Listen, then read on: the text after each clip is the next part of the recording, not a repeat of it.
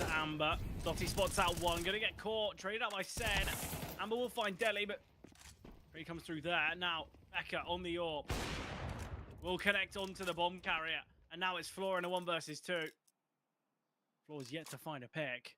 EAC. This is a brilliant start to their CT side so far. There's 2 mollies as well. One can be picked up, but I think they're just going to charge their way through. Becca's seen that he's not on it, and Becca gets a freebie. EAC. This is excellent. Yeah, I am expecting EAC to be better on their CT side. But we'll have to see if Entropy actually find enough to make that point valid. It was the same case to be said for when they played against Magic. Both teams heavily favoring the CT side there. Outside of pistols, which both teams ended up winning the pistol, ended up besting a force fight and Nico. So on weapon rounds alone, both Magic and ESC in that last series only actually went on to find 2 rounds, 2 full buy rounds in regulation, both of which are sort of isolated moments. Really was the CT side that carried them through on that occasion.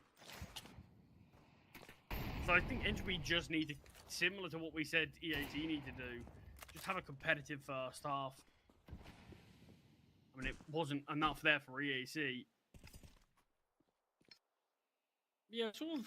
I mean, yeah, still got to give a bit more time, I think, to Entropy on this map before I make a massive judgment. But obviously, a lot of maps played of it.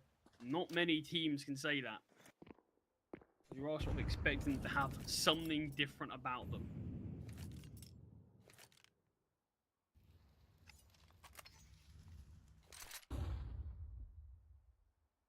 At what point do we kind of change the narrative of this series? Because it felt like Entropy went from winning Mirage and having 2 opportunities on Cash and Ancient to winning Mirage with a fall off from EAC and now getting bodied here on Cash. Obviously, I have only seen a handful of full buy rounds for Entropy. Look, Charlie, I mentioned it. In a lot of the games that we have seen Entropy pick Cash, it feels like they've always felt like the underdogs, and maybe they're looking to pick it as a bit of a punish against teams who have ultimately never played Cash before. But Entropy, it does feel like they are getting a little bit mismatched here on Cash. Yeah, I mean, that's the surprise. I don't really think they are picking it when they are just the underdogs. They are picking it whenever they can. It's just there's obviously a lot of teams that are batting out basically. But yeah, haven't quite been at the races here just yet. And it is certainly a surprising look from Mirage. Here comes the utility. This is the full buy that we're expecting to see a bit more from, and Deli and Dottie both find picks. Has to elevate it up, only limited to 1 before Deli gets a trade. And a faster played round here, and it'll be Amber, the final one to fall. Deli, another triple kill. It's been both the rounds that Entropy have won, Deli's found a triple in. And that's more like it. And that's some of the issues that I felt like they were missing in some of the previous rounds, was sure you're heading towards this bomb site here, but where's the utility? Where's the molly towards quad? Where's the smoke on the cross? And they were lacking things like that there. This one though, look, they don't molly out the whole bomb site, but just reducing the amount of angles you need to clear. You can see how easy it is. Play towards MBK, cleared instantly. They're found. And you go to set your sights elsewhere. Kevsey, nice pick in towards middle. Becca will find a trade. Dottie's been backstabbed by his teammate. But it looks like rinse and repeat. Same round that we just saw. Keep it going again. Becca's in a really good position as well. Oh, Becca's been dealt with. Sen feels like he goes unnoticed, but somehow Dottie will find him. Okay, Entropy.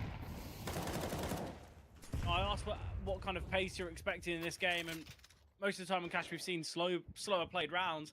They've gone for speed in these rounds, and they've found success. Yeah, I mean, look, that's the thing, is I haven't actually really seen a Cash game yet where I've seen teams looking particularly confident going for anything fast. It feels like if they go for something fast, it's sort of like a call, like, okay, boys, do we maybe just want to pistols and see if we can try to burst into this bomb site. It doesn't feel like anything that's been practiced before, but evidently this is for Entropy. You're expecting to. You're not picking a map this consistently if you don't know how to play it. But yeah, I'm liking some of these rounds for Entropy, and that's why I wasn't being too critical just yet, because we hadn't seen a crazy amount of full buys. They were like, what, 6-1 down or something, when they only actually had like 2 weapon rounds in play, 2-3 weapon rounds. But now they are starting to step up, breaking the money of EAC as well. Sure, there's 2 saved weapons. I can't imagine EAC are gonna desperately go for a force buy here when sure you drop over for masses or something, but you can get a buy on the next you eco this, see if your couple of rifles can do something. Eventually have a decent chance to find 4. Orb of Lumi will strike on the Amber initially. That's one of the rifles being dropped. Nixon can scoop it up from the corpse of his teammate, but doesn't have armor behind this. This is a full stack from EAC. Yeah, EAC. In a good position if they head to this bomb site. But at the moment, Entropy, this is more of a default. They're not going to go searching. They're not going to go progressing into this bomb site, especially with, look how patient Lumi's playing now. He's backed away so far.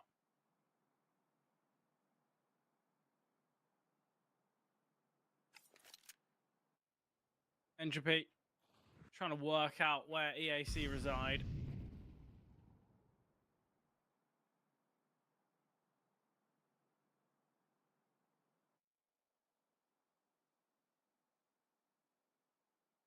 Another one of those rounds that feels very much like a vote to skip function could be needed.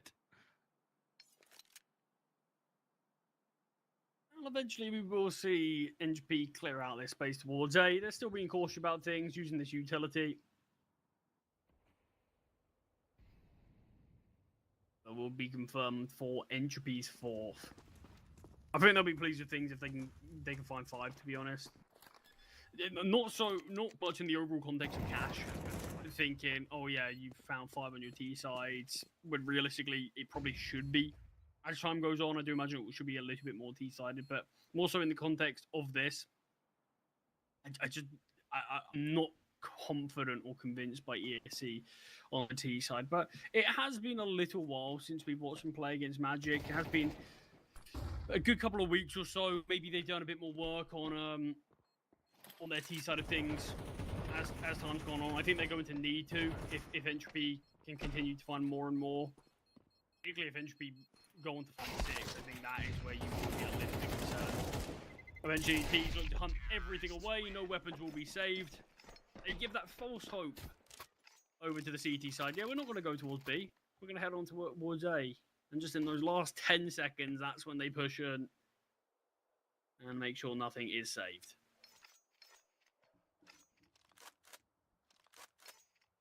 So we'll see weapons back in play for EAC, but look at the limited util. Yeah, look. Not util or defuse kits. Yeah, no kit. Would have liked to see Sen actually just sell one of those flashbangs and bring out a kit. Nice fight from Deli. That's a great kill there. Becker attempting to respond, is able to back away. That's the important thing. Floor is still yet to get a kill. Lumi's only got 2. This is pretty aggressive from Dotty, actually. Will actually be able to back away, luckily. Did see Becker on the angle, but he was actively pushing out towards the B bomb site from B main. Dotty finally will go down. Then up the ladder he goes. Has been spotted and will be found by Floor. Becker. Timing's awful. Somehow alive. He loses one of his teammates in the process though. Nade dunks on down. He's low HP. His teammate's fallen.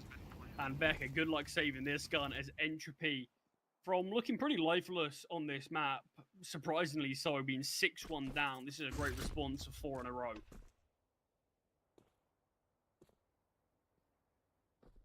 Becker's hearing these steps around him. Inches from death, but no one's directly clearing out Z. Lumi might be the player who inadvertently gets this intel. Becker tries to scurry away. There's a player in Garage, there's a player behind him. Becker is surviving for the time being. Eventually will fall. Whether you save the AWP or not, Delhi doesn't make a difference. More than enough money for Entropy to invest. Same can't quite be said for EAC. But they've shown up. They're on the server now, Fred.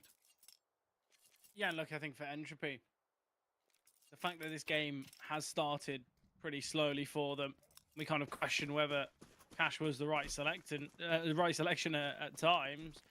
Yeah, look, better late than never. They deny the half being won for now. EAC, the finances in this round's pretty poor. It should be a 66 scoreline, which is kind of crazy, all things considered.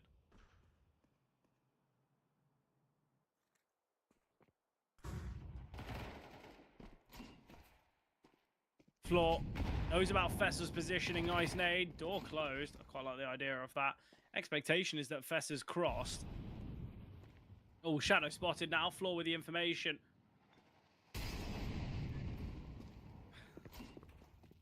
Floor will go to open the door once again. Fessor has now crossed back.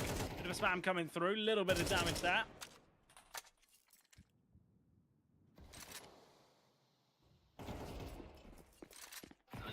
Information. A couple of players over here towards A. Fessa does manage to actually find Tevzi. As Entropy are lining up over towards B, which is where the stack is.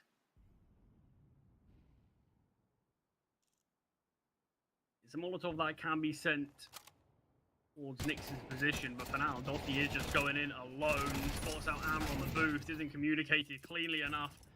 And EAC will at least give themselves a slight buffer moving on to their T side with a 7-5 as Floor taken down by Sen out towards middle. And a 5-round streak is denied and held to just 4. But Entropy certainly are in a spot where they can 100% come back and actually take this series 2-0 now.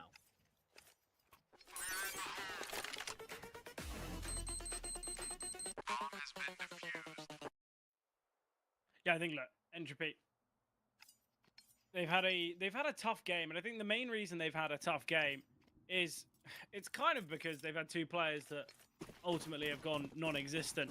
Both Floor and Lumi have got 2 kills each. It's just not anywhere near good enough.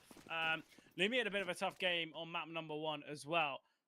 I think, look, think of how simple and how easy this game would look, and maybe the scoreline differing if we did have both Floor and Lumi stepping up. Entropy have done well to come back, though. I think that's a safe assumption. Floor. Dottie. Oh, Dottie's been baited in. He's able to get 2. Now look at the positioning of the player in heaven. Not heaven, but on the rafters. Floor can get 1, as can Lumi. But it's Dottie's double that starts that one. Pistol round going the way of Entropy. We should be seeing a 7-7 scoreline now.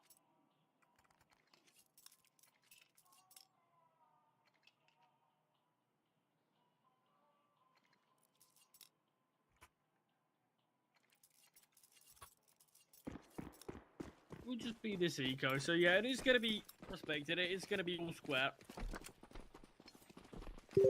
Charlie, I asked you this question at 8-8 on Inferno in the previous series, and I'll ask it to you now. An expected 7-7. Where do you think this map's going? I think it will go the way of Entropy. Okay. It's a bit chaotic here over towards A as the push through the smoke comes through. Could still be a clean round. Elevated up is Sen. Won't be able to find anything. So they find the kill on the floor, but nothing more. Yeah, I think Entropy should be taking things in a spot where they brought themselves back into the conversation. Don't get me wrong, I think they could have definitely done more on their T side. I think a really slow start where they looked a little dead in the water, to be honest. Awful. 6-1 was the scoreline. It was embarrassing. Yeah, I mean, they just didn't step up today, and it almost shocked me how much cash they picked, if that's how they were playing, but they brought themselves back around, and I think they should be the team taking things here and now. Professor finds the opening pick on towards Dottie as EAC have clearing up everybody out towards middle. I think they don't is Sen, and he finds. I think my favorite thing about this type of series is if Entropy go and win cash, then we can play the good old game of, well, EAC, you should have won map 1, and the fact you don't is why you're not in the series anymore. And then you've also got the conversation of, let's say EAC somehow go and win cash. Well, you should have won this series at a 2-0 fashion. So I think for EAC, and for Entropy. The result of this map is going to be quite funny because of the first. But a very nice first full buy out of EAC. Super convincing.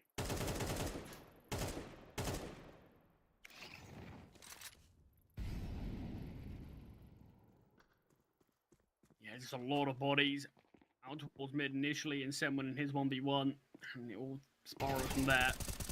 Lumi finds the first, ready for his second in the form of Nixon. There's a couple of kills to hope to keep this weapon in play, but the T's are hot on his trail. Can just escape towards his A bomb site in EAC. I'm going to hunt much further than that. Lumi can drop a weapon over to Tebsi. Dotty can buy. Deli can kind of buy. Same with Floor. Lumi can bring out the AWP. So we are going to see an investment here.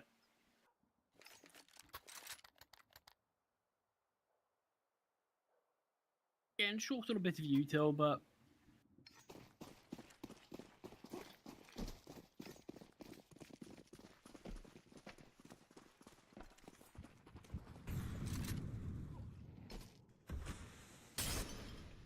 Molotov lands down, forces Dotty out. Fortunately for him, no one is nearby.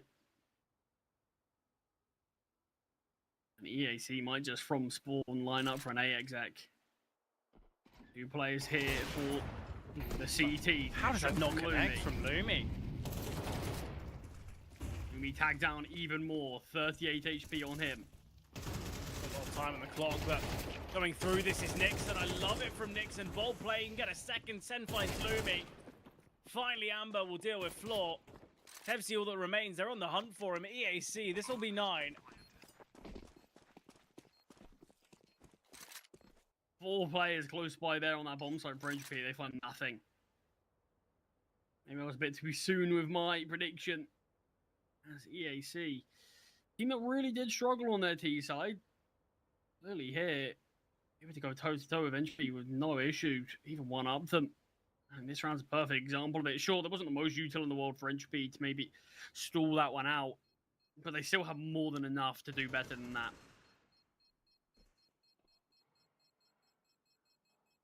Tebsi can save the AK, but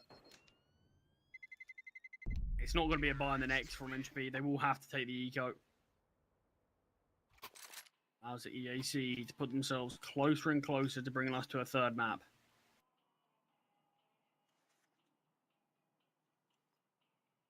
All rounds away are the Danes. And with this one likely going their way and making it even closer to 13 for EAC. Should be a 10th. Ellie found out the gates from Becca. Got a Deagle and USP peeking towards mid together. Missed shot from Becca. Allow the Deagle a second chance at life. Floor connects his shot. Lots of damage towards Fessa, but won't be able to come out with the kill. And the round's all on Lumi's shoulders. Yeah, like EAC. This is a very good start to their T side. For Entropy, it's all about this next round. If they don't find it, we're going to be at most likely 11-7. Obviously, it was an 11-7 on Mirage, of which EAC fumbled. So, although we haven't seen that before.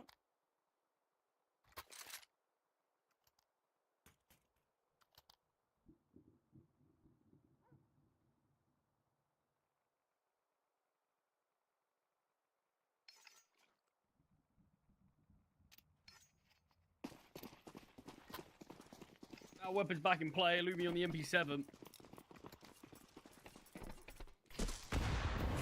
Util sent out towards the garage as Lumi creeps closer, but break of the smoke. Lumi's found by Becca. Top performer in the entire server here is Becca. Suddenly getting the one up on his counterpart in Lumi. Lots of damage dealt towards Fessa, but another kill goes the way of EAC.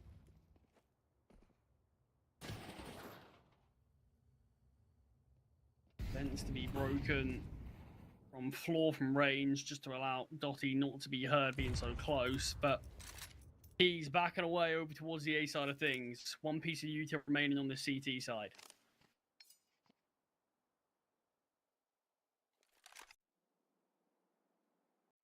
I think this is where Entropy have to be really worried. I think a gamble stack's got to be the game plan, because if they don't have players safe, if we don't see an investment in the next round, I think 12-5 should be too much, right? Sunny expects so, but with a couple of kills there, Dotty chiming in as well. It's a 2-2. Dotty will go down. Lack of ammo. And caught in the reload. Costs him. Nixon out towards mid as the plant goes down. That's the important thing. Look at Nixon. They know that Tevzi's going to be here in CT as well. We'll get caught by Nixon.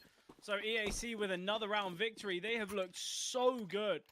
Moving to this T side, it has been brilliant. They lose the pistol. They go for the eco, then lose, and then look. Absolutely brilliant. That's now 4 rounds in a row. Going to be the force from Entropy. Feels like a third map is just over the horizon. Unless Entropy actually have anything to say here and now. I think I'm in the same camp. Shocked by how good EAC looked out the gates here. On this T side, I mean, great start on their CT side as well, but obviously dropped the ball slightly.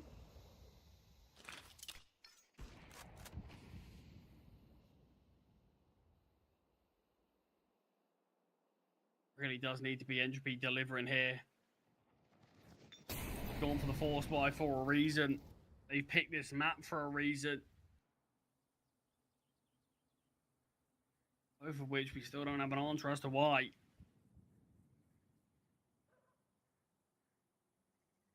Certainly not the expectation for Entropy here. Nice fighting from Dotty.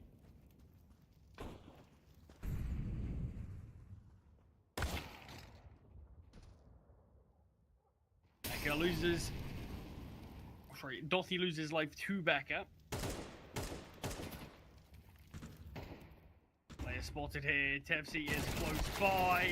Chance for a multi goes down for nothing. Deli falls as well as the force buy, the full investment, absolutely everything thrown at this one from Entropy. And it's left on Lumi's shoulders in a 1v4. And he's going to get found as well.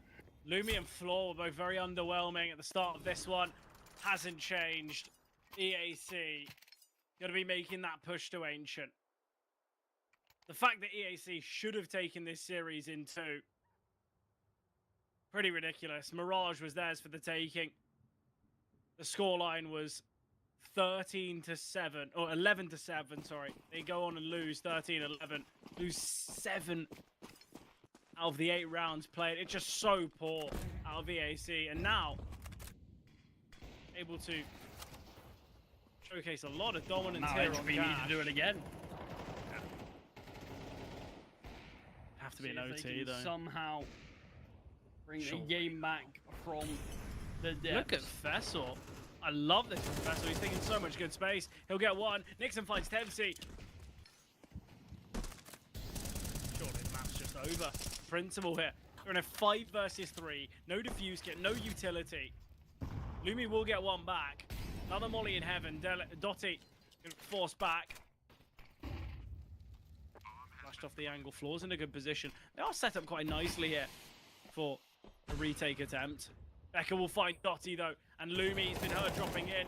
Floor's gonna have to go for a risky play, but 4 survivors. EAC victorious here on cash. Ancient will be needed, will be required in this series now. Yeah, I mean, look, EAC don't quite know how they pulled that off on their T side. Only played it once. Look, we did speak. It's been a couple of weeks since they played against Magic, and certainly have the time to work on a few things on their T side. I mean, I definitely think their T sub is good enough. I do think HP's CT sub is really bad though. So I don't want to just give all the credit to EAC and say they just played Entropy off the park, which I do think they did. but I think part of that was due to Entropy not really being at the races. Awful start to the map, awful finish to the map. Good mid portion, but unfortunately, you're not going to win the game off of that alone.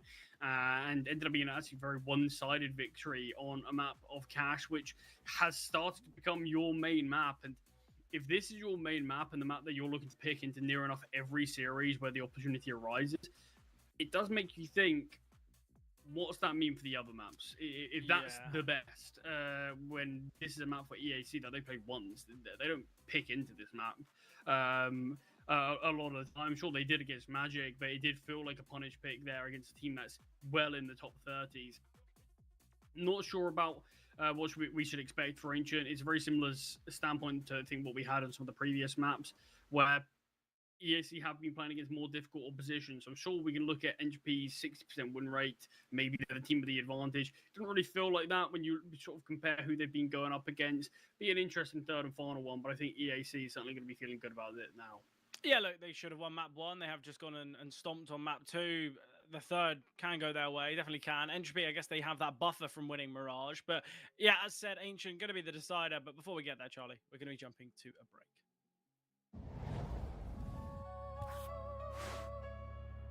Heavy section. No limits. Break it! No silence. Shake it! No borders. Take it! 1x! Heavy guitar. 808 kick crowd in the dark starts. 1x bit. It'll be ace. 1x bit. 1x bit. 1x bit. This is how Legacy completely shuts down mid control on Dust 2. First, the AWP player runs short, throws the extinguished smoke and holds top mid for first contact. At the same time, Dumao runs short and gets boosted behind the smoke. Now, if T start clearing short from lower tunnel, they expose themselves to the boosted player, but if the top mid player focuses on short instead, he walks straight into the AWP. If you want to run this with your team, it's already on Metastack with every role explained step by step, plus a full video with timestamps showing exactly what each player does. Only on metastack.gg. And another. He's got full control on the A side. Who needs a stack? 3 kills, make it 4. The last one left is Zywoo. Zywoo's got a second, still 76 health to play with. Looking to cut down Library. Zywoo 3 kills into this 1v5. If he can. And the best.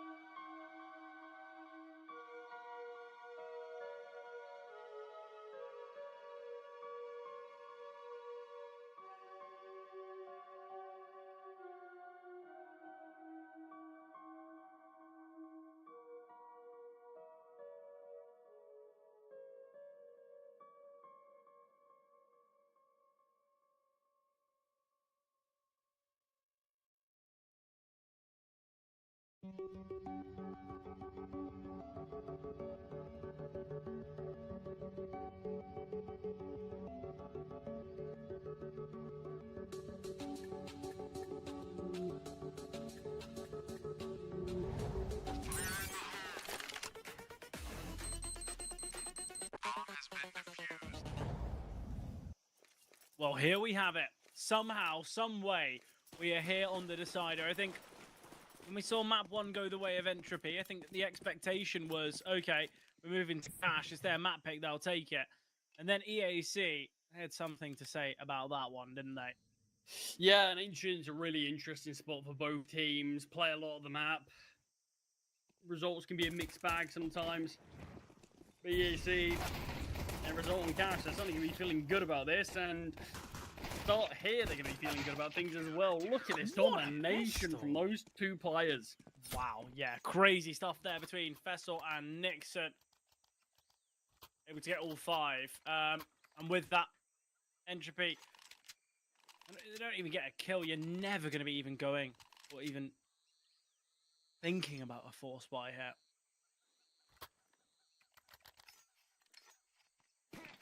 Got a Deagle invested on a couple of players, and that's basically the extent of it. Not sure about this. It feels like you almost need to earn the right to buy a Deagle. None of these guys did, so you're sitting at about 1.3k. I honestly think like They have to not go for a buy. you can't buy it the next. Well, unless they find a success here, which definitely Yeah, bomb plant. enough. Oh, it's Well, gonna get they denied. can hope to get a bomb plant. It's not going to happen, unfortunately, as Fester gets another double. That's a quick shot there. Obviously, Deli found a kill, so he's there's got a 2 bit AKs more money. already. 2 AKs. What, is this matchmaking? Is this matchmaking? We have 5 pieces of util here. Entropy, they've got 2 smokes, 2 flashes, and a HE grenade for their util. What is this?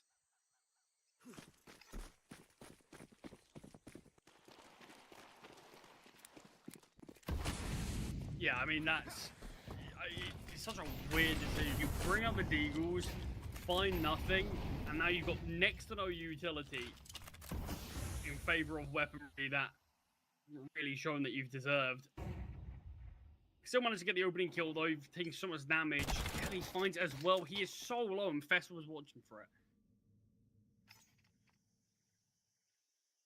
I mean, it might still pan out Entropy's way. You are really asking for trouble when you're going to have to execute into a bomb site with an HE grenade and nothing else.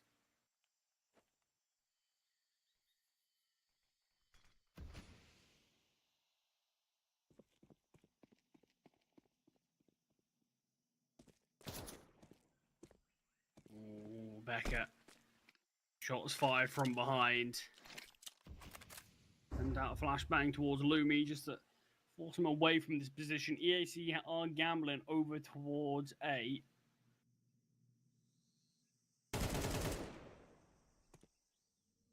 Floor finds a pick on towards Sen, MTB bomb site, and Entropy, yeah, they've gotten away with it. And that's the thing, like, not saying you can't win rounds like that, but the odds are massively stacked against you. And they'll find success, so probably won't learn their lesson. We find Specker as well. It is just Amber to try to save this weapon.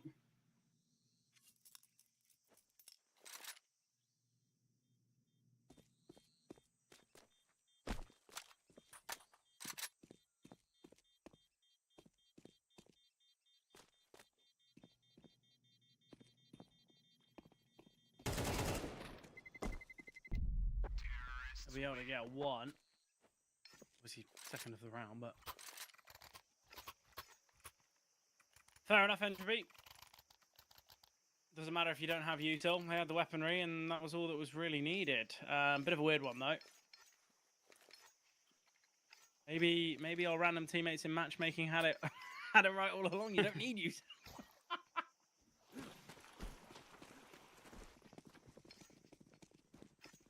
I mean, look, like we said, certainly can win rounds like that, but you are definitely asking for a bit of trouble. better weapons for EAC. Deli won't be able to double up, but Dotty can chime in to keep it close. 3-on-3 here.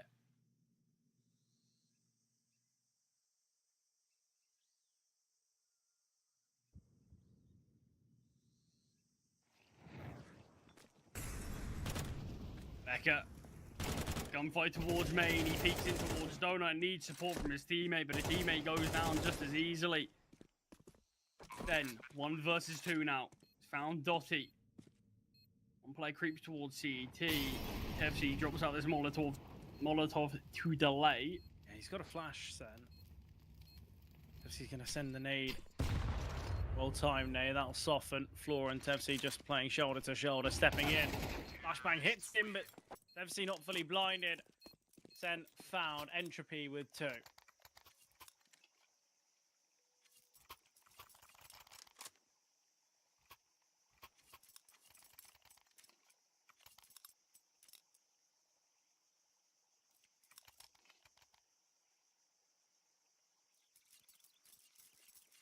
All square now.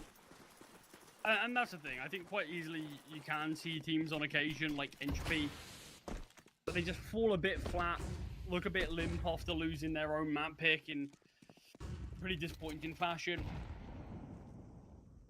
They are still here battling it out. MTB bomb site, see the USPs overwhelm Dotty.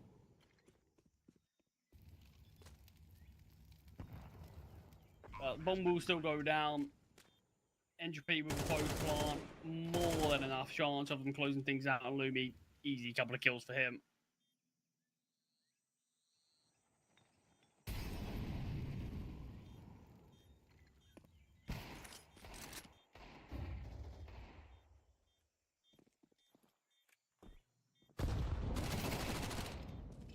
Eka will get his second in the round.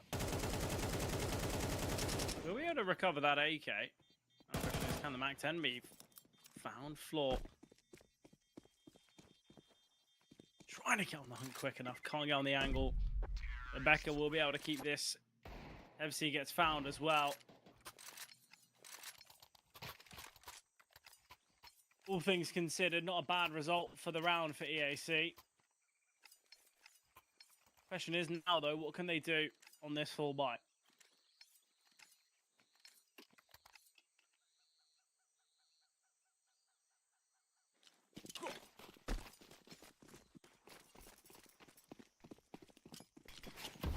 He spoke about EAC not being brilliant at Ancient recently. They have lost their 3 most recent games. Not easy opposition.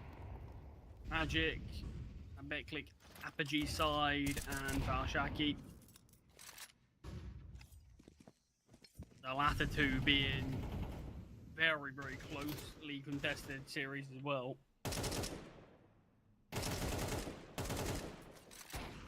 Gets the pick on towards a Nixon. Nice find Becca from finds as Becca, a wall bang.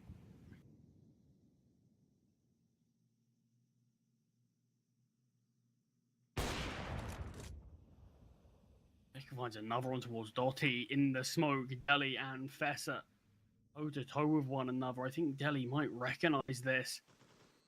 He's taking the space out towards A, and with Lumi finding that pick into Amber, they still need to recover the bomb as Deli's position is brilliant, but Fessa just recognizes this, not necessarily because he pushed through the smoke, but because A main's open. And he missing his chance. Lumi can't win things out, and EAC will put themselves back on level peggings. Yeah, I think at the moment you look at the kills, you look at the individuals, EAC, Fessor, Becca, both having a lot of impact. Lumi is currently top of the charts for Entropy. But I think we've been waiting for Lumi to kind of activate here in this series. You know, you're looking at his kills throughout map 1 and 2, really poor. 20 and 28. Really disappointing. Only found 7 frags throughout Cash. Only got 13, obviously, back on Mirage. Now moving to one of the most orb-centric of maps. It's going to be a tough one for Lumi, but it was a 3v3 until Becca finds Floor in A main. Bomb still dropped deep past elbow, so ultimately Lumi and Tavsi both very far away from it, but Becca The assumption is, well, that we've seen that kill on B. He's just going to look to plant. Little do they know, the bomb isn't there.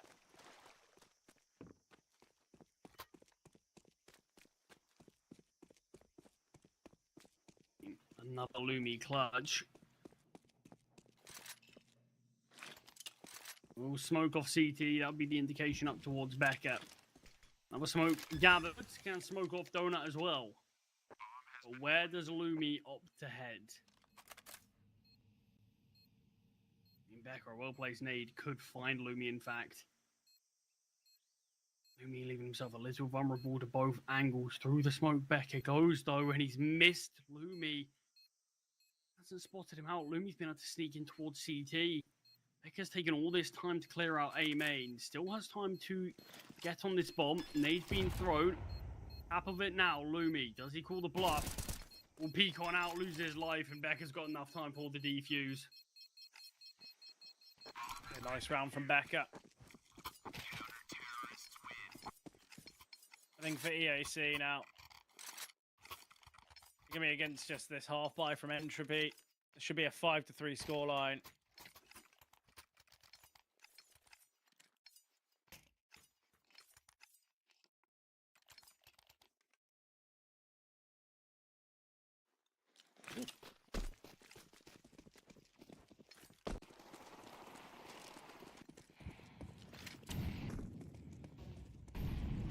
Bit of a speedy play here from Entropy towards top ramp.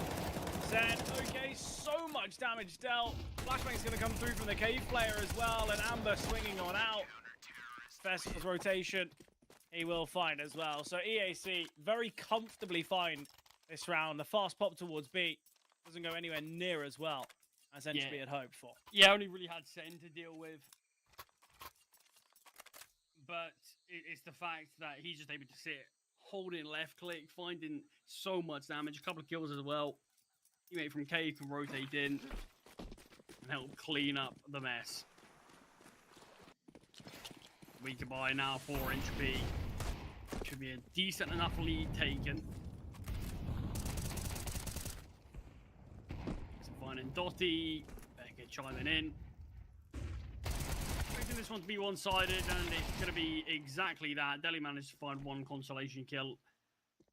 It's on floor.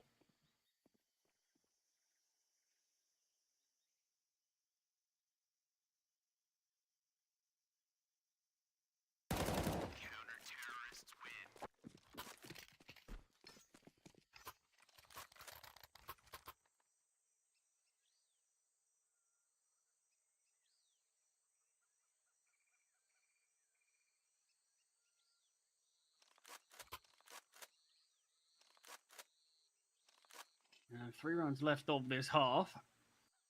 EAC suddenly want to put themselves massively in the driver's seat before they move on to that T side. They've got the rounds to play with. That will be EAC finding themselves winning 4 in a row. Could extend it to 5. Opening kill from Amber, but Lumi finds Nixon in the meantime. Just going to stay close here.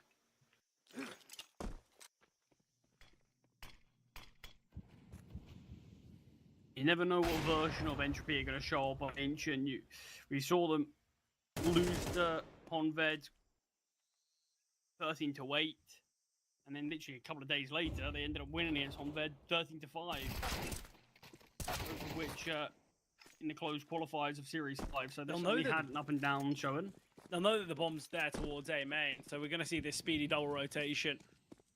The smoking CT is going to keep them there. It is this pivot from Entropy, though.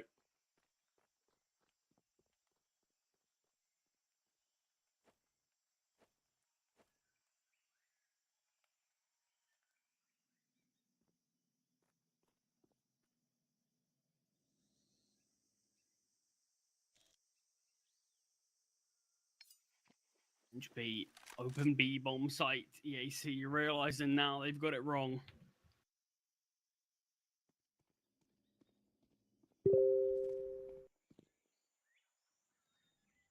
And Loses out to Dotty. Becca's up next. Swaps up to the rifle. Swings wide. Will find the first.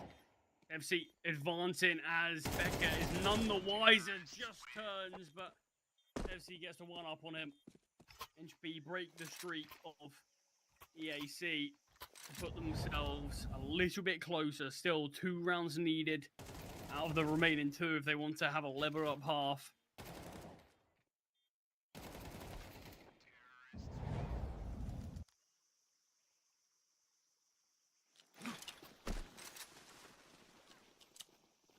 I think Entropy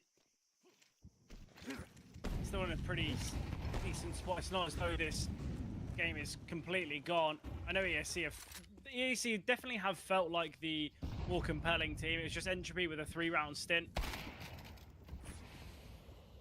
And again, it feels like that last round was just a bit of a one-off. Here, Nixon finds the opener. Becca with a quick kill in middle. 5-on-3 so soon. Nixon could have got Lumi there. I still look for it. Fessel can get the trade as well. So a 4-on-2 here. Smoke towards top ramp. Nade will soften. Sen can find Tevsi. This is really good from EAC. I love that I'm like, oh, well, Entropy, it doesn't feel like they're out of this. It doesn't feel like it's impossible. But then the door just gets slammed shut in middle.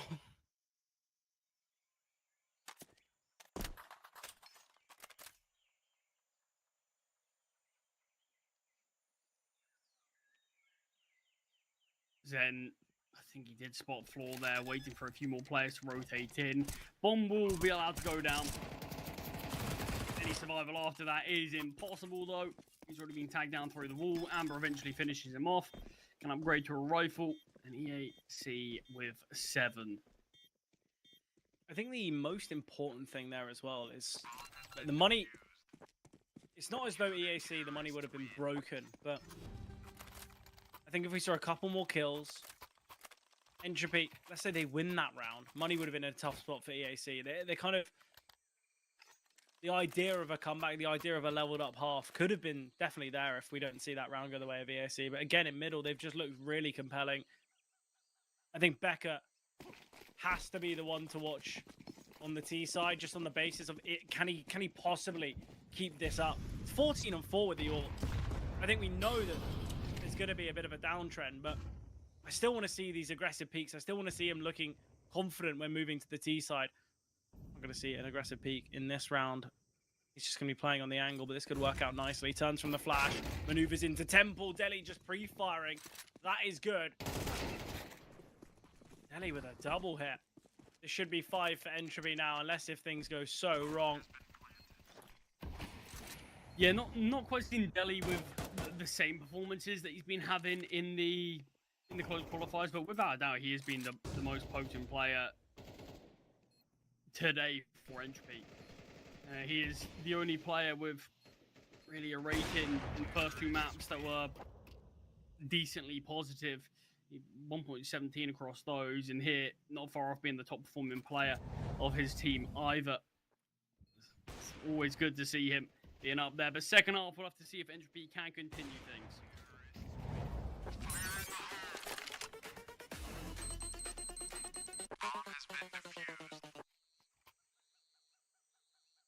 I want to see more from Floor. Again, look, he had a really tough game in map number 2. I think his Mirage was brilliant. 28 kills throughout Mirage. But Cash, bit of a fall off. Ancient, been a tough one. Start to the pistol though for Entropy. Flashbangler's good. Plenty blinded. Tevsi can only find the one. Fessel gets that pick back. Delhi isolated here. So we're 3-on-3 now.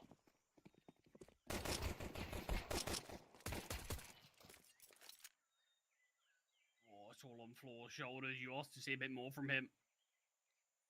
Here he is to see if he can give Entropy the pistol. 1 versus 2. HP low. Amber in particular, no armor on Sen either. Both glued towards Floor's position now. Sen will find with a headshot. 21 HP combined, but EAC will be the side to to go on to win this pistol. And the urge to constantly say EAFC is ridiculous, which is so weird because I don't know anyone who actually calls it EAFC. I don't think in anyone's general. called it. I think it's either you either call it FC, which no one does, or you call it FIFA. I guess. I mean, yeah, it is ridiculous. I was waiting to hear an EA Sports in the game at some point. I mean, if they win it, they might get one. I'll have to wait and see. EAC, they've won the game. Not quite yet, though. I feel like you should have saved that. I should have. I've ruined it now. I'm sorry. It's okay. It's about Entropy. We'll just go and win it now because you've said that. Doesn't feel like they're going to win it, especially with the fact they've gone for the force hit. EAC could be on for 10.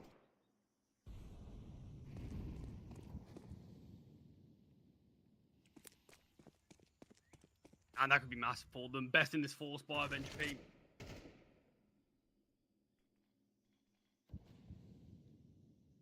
Putting themselves on double digits for a 5-round lead. Sure, they let things slip on Mirage, but after they come back on Cash, I can't see them letting things get like that close again, to be honest.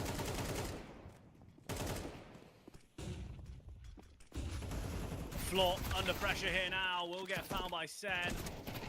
It's a full investment here. This is the full buy from Entropy. Definitely doesn't feel like it. Nice shot from Dotty though on the Deagle. We got TevC rotating up through Shelf. Amber spotted. Will find as well, and it leaves Dotty in a 1 versus 4. Will get found by Fessa through the smoke as well. EAC, they're gonna find 10.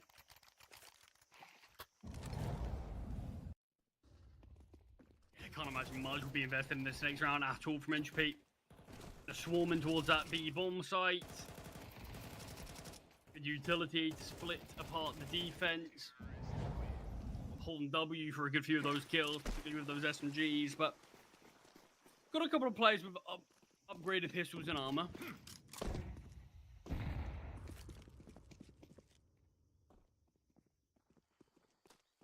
Not going to be the most utility in the next for FC and Delhi. And these upgraded pistols as well, looking for something aggressive towards ramp. It's been lost out though, so CTs have to back away on towards these bomb sites. Mac 10. It's actually not the Mac 10, it's the MP7, but it's not even the MP7 to find. He's bang there from Sen. Spamming through the palace, manages to get a double instead. Ellie will find one pick on towards Fessa. There's a 2 versus 4 with once again the bomb site in the T's control.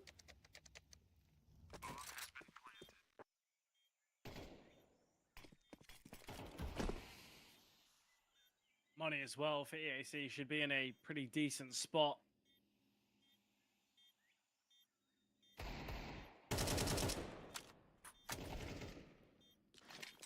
Becca, a nice find onto floor.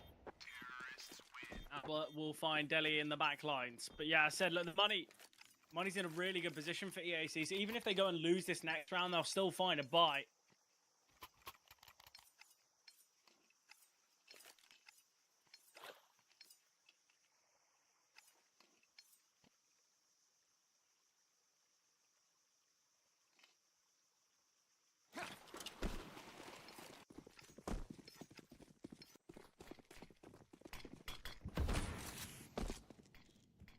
This could be one of Entropy's final chances, final 4 buys. If unsuccessful here, we might have one last crack at it, but TevC, that's a good find on towards Fessa. Util being sent over towards a floor. All eyes on him. Man with just 4 kills coming into this round, will be held to just 1, but does a lot of damage on towards Nixon. And 1 for 1 when his team's already advantaged probably isn't bad. Yeah, we got 2 orbs as the first points of contact in this moment. Dotty forced off the angle. We'll still be able to connect. That just made it look good, but it feels like everyone's just looking to be a util player when in reality, someone just needs to go and get the kills.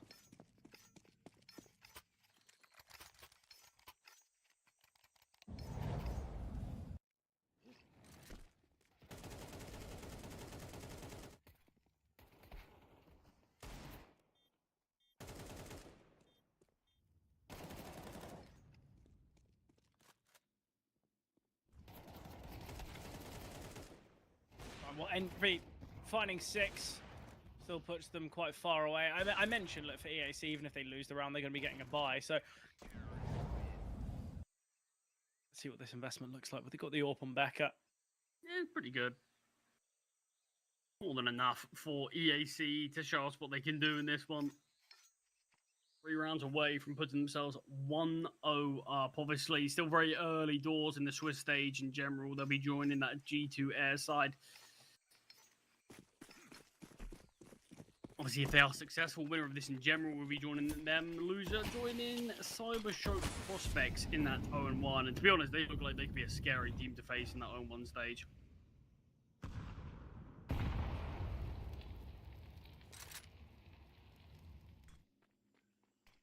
There's a lot of matchups here in this opening couple of days for the round 1 stage. Obviously, a lot of matches can't all be done in one day, but a lot of difficult opposition, a lot of closely contested fixtures I'm sort of anticipating.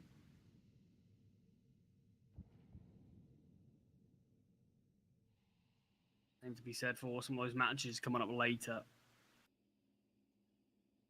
A lot of games, I don't quite know what way they're going to be heading. Entropy leading by 1 man for now. Lumi trained on the angle. Nade will be sent over the top to soften him up. He's ready for a play on the boost. Ready or not, it doesn't matter as Lumi's being found by Becca. That's the goal. Oh, Tevsi Fessel domed as finds well. Tevsi. What a shot there, and Deli fully blinded. Gonna get found by Fessel. That whole sequence is unreal from EAC. Great find from Becca. That is lightning fast. Lumi is on the angle, ready for it. And Becca, in an instant, just domes him. Fessa, great find. Brilliant utility. Everything from EAC there. As near flawless as you can get.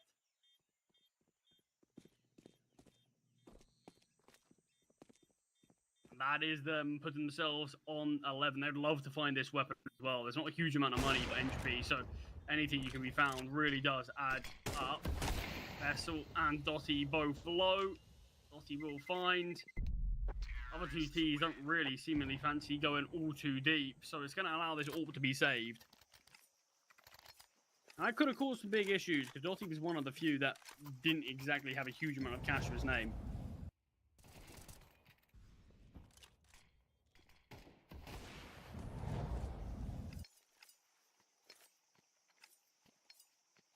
EAC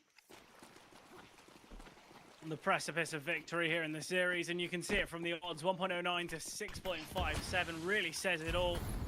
Aggressive stance here, waiting for the flash to come through is Becca. That never happens. It's gonna be going peeking in. Lumi looks as though he wants to nade the smoke. Nixon will find Tevsi. That's a nice find in cave.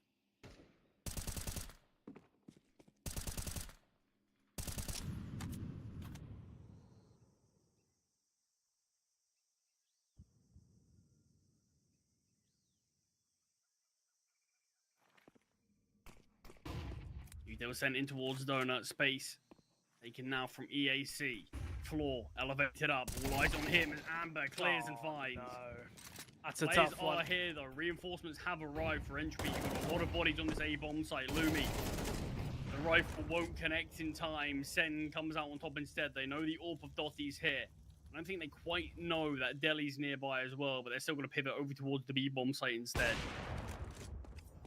And with Becca finding Deli, knowing that the AWP was on Dotty, it's going to be another save attempt. It's going to be 6 chances for EAC to close things out on Ancient. And surely EAC can't fumble from this spot. We saw a bit of a mismanaged game plan. 11-7 up on Mirage. I doubt we're going to be seeing anything similar. This should just be a knock-in now. With 6 opportunities to close out the series, I just don't think it's going to happen.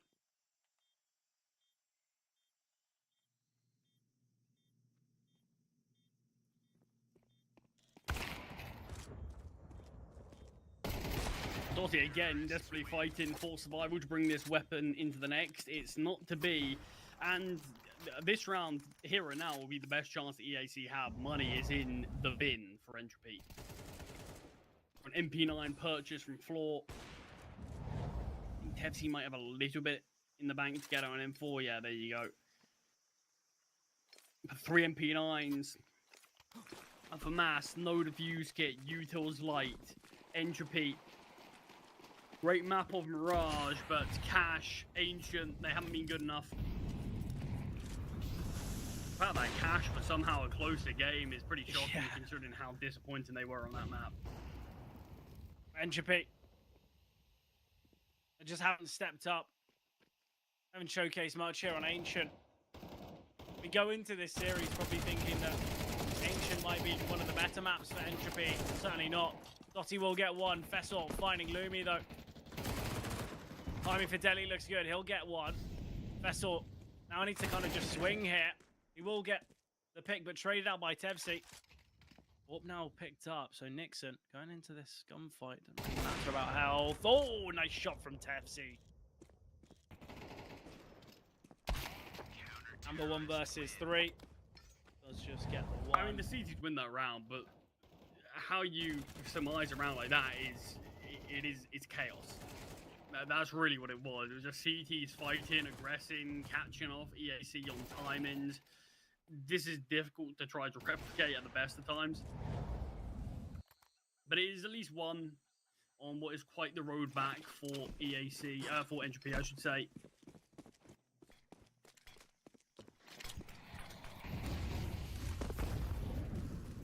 Dodging the utility and the bodies is Lumi as he creeps in towards Donut. Deli advances down ramp. He is going to go for it again here. Thing is, he gets one, but he's going to get traded. And now the B-bomb site is open. Pepsi going for a bit of a spam. The molly will force him back. I don't think they realized that B was open there. Going across now. Tevsi, he'll get one. Spray there. Tevsi can double. Okay, big from Tevsi. Lumi finds on the AWP, and it leaves Becker in a 1v4. It's now 8. A couple of quick ones as well. Surely not enough for OT. Surely we can't see another fumble. We can. Yeah, money's not quite there for EAC either, so they're probably going to try to keep hold of this, but that feels unlikely. Or might look to upgrade his weapon soon enough, might look to upgrade it directly off the supplier in Becker as he starts to flank around. Okay, not quite sure about that setup. It feels like there was some gaping holes in it. As Becker was somehow able to get a free kill and someone looking the other way as the person holding was holding such a wide angle. Regardless, they still find the trade. That is Entropy bringing things closer. But still, it's just that magic one round is all that EAC need to find.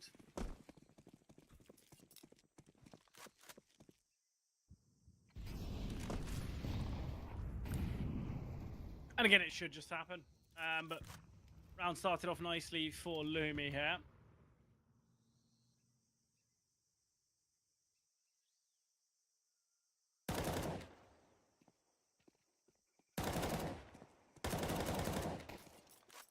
Floor. Gonna be using this round to pad the stats a little bit.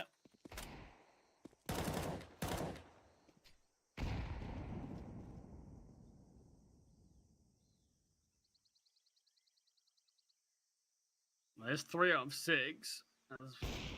Well, while we wait for Nixon and Sen to be found. All on Sen now. No damage dealt at all. Finally, a bullet will connect on towards Lumi. And that's the extent of the damage that EAC could deal there. I think EAC certainly will sweat if they lose this one. Yeah, because then it kind of come down to one final full investment. You even look at it here. Becca's got a Galil, as has Sen.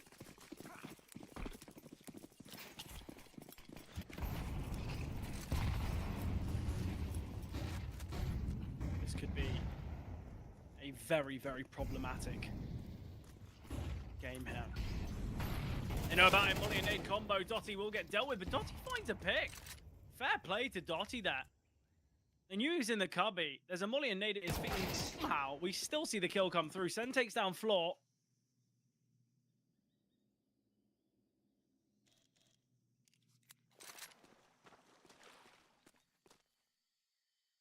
Utility a bit of a problem here for the CTs, and that's why Delhi's taking a bit of an aggressive stance. Can't quite justify sticking around on the bomb sites.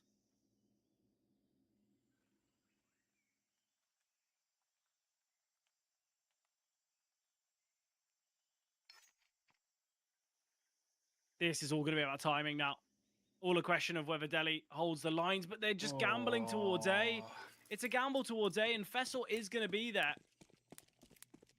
I mean, Lumi can rotate in time. EAC taking a moment. I mean, Fessel's going to be here, but it's not exactly like he can send Util to draw players away. So it's going to be Fessel is a lurk in this round as Util gets sent onwards. Lumi holds the line. So only 25 seconds left. Super patient at EAC. Fessel, he has to get this pick on Tevsi, though, because then there's no point in being it. He's been spotted, going to get found. This is just so obvious. Oh, okay, but they are falling for it. That's the thing. There's been no other contact made over towards B. They're still really uncertain, but with the bomb site taken, the bomb will go down. Lumi's going to peek into the angle. He's not ready for Becker to be that aggressive. We'll be able to pick up the orb. He can hold the line now. Yeah, Nixon takes contact, and Becker's going to peek. This is it. 3 versus 1. Becker on the angle. If he misses the shot, he's got a flashbang to send for his teammate, but he doesn't. EAC, they will take the series. Look, they should have won it on map 1. Obviously successful on both Cash and now on Ancient. At least for EAC, the blunder on map 1 doesn't come back to bite them, but the game did get a little bit awkward and a bit difficult for no real reason. Yeah, I mean, definitely got a bit close to comfort at times. Couple of moments where EAC weren't great actually closing out maps. Obviously, Curd on map number 1, it felt like we're actually going to see it again there. Cash very one-sided. I'm not saying Entropy are going to go back to the drawing board with that map, but I certainly think a couple of issues that do need to be resolved there. Considering you're one of the very few teams that are picking it up, and you're picking it against teams that aren't playing it, probably want to see a little bit more from them there, because I do think they're outclassed by EAC on that occasion. But like we said, that is going to be EAC moving to that 1-0 record, where they'll be joining the likes of G2 Airs there. So a lot more teams that need to fill that bracket out. Still a lot more games, really, actually, of the opening stage for us, as we've very much only scratched the surface. But a couple of games, both of which go in the distance. I wouldn't be surprised if this opening stage honestly has a few more series like that. I don't know if there's any I've seen. I'm like, yeah, I think that's a guaranteed 2-0 or anything of similar ilk, really.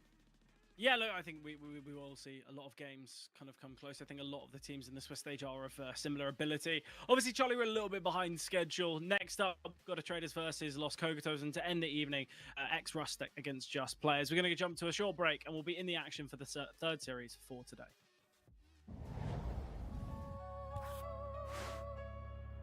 Heavy section. No limits. Break it. No silence. Shake it. No borders. Take it. 1 and heavy guitar. 808 kick. Crowd in the dark starts. 1x bit. It'll be ace.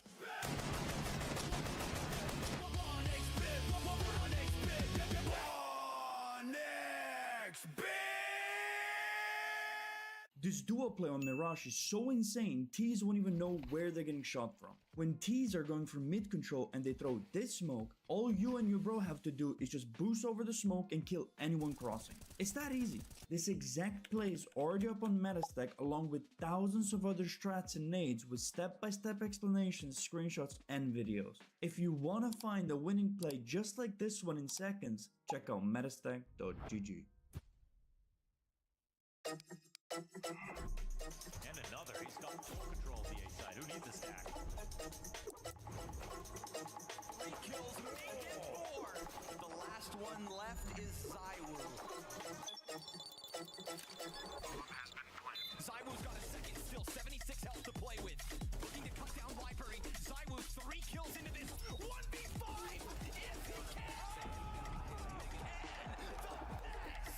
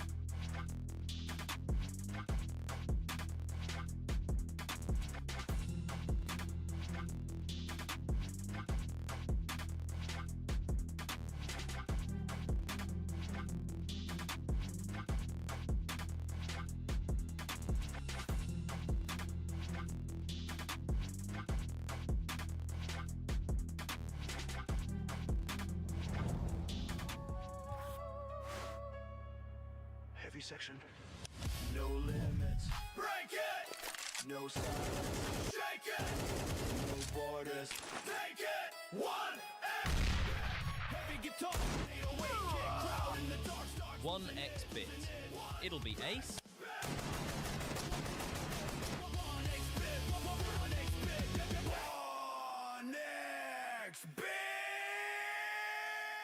This duo play on Mirage is so insane, T's won't even know where they're getting shot from. When T's are going for mid control and they throw this smoke, all you and your bro have to do is just boost over the smoke and kill anyone crossing. It's that easy. This exact play is already up on Metastack along with thousands of other strats and nades with step-by-step explanations, screenshots and videos. If you want to find a winning play just like this one in seconds, check out metastack.gg.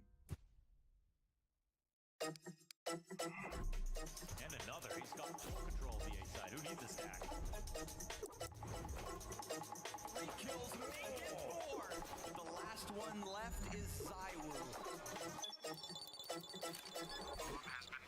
Zywoo's got a second, still 76 health to play with. Looking to cut down Vipery. Zywoo 3 kills into this 1v5 if he can. And the best.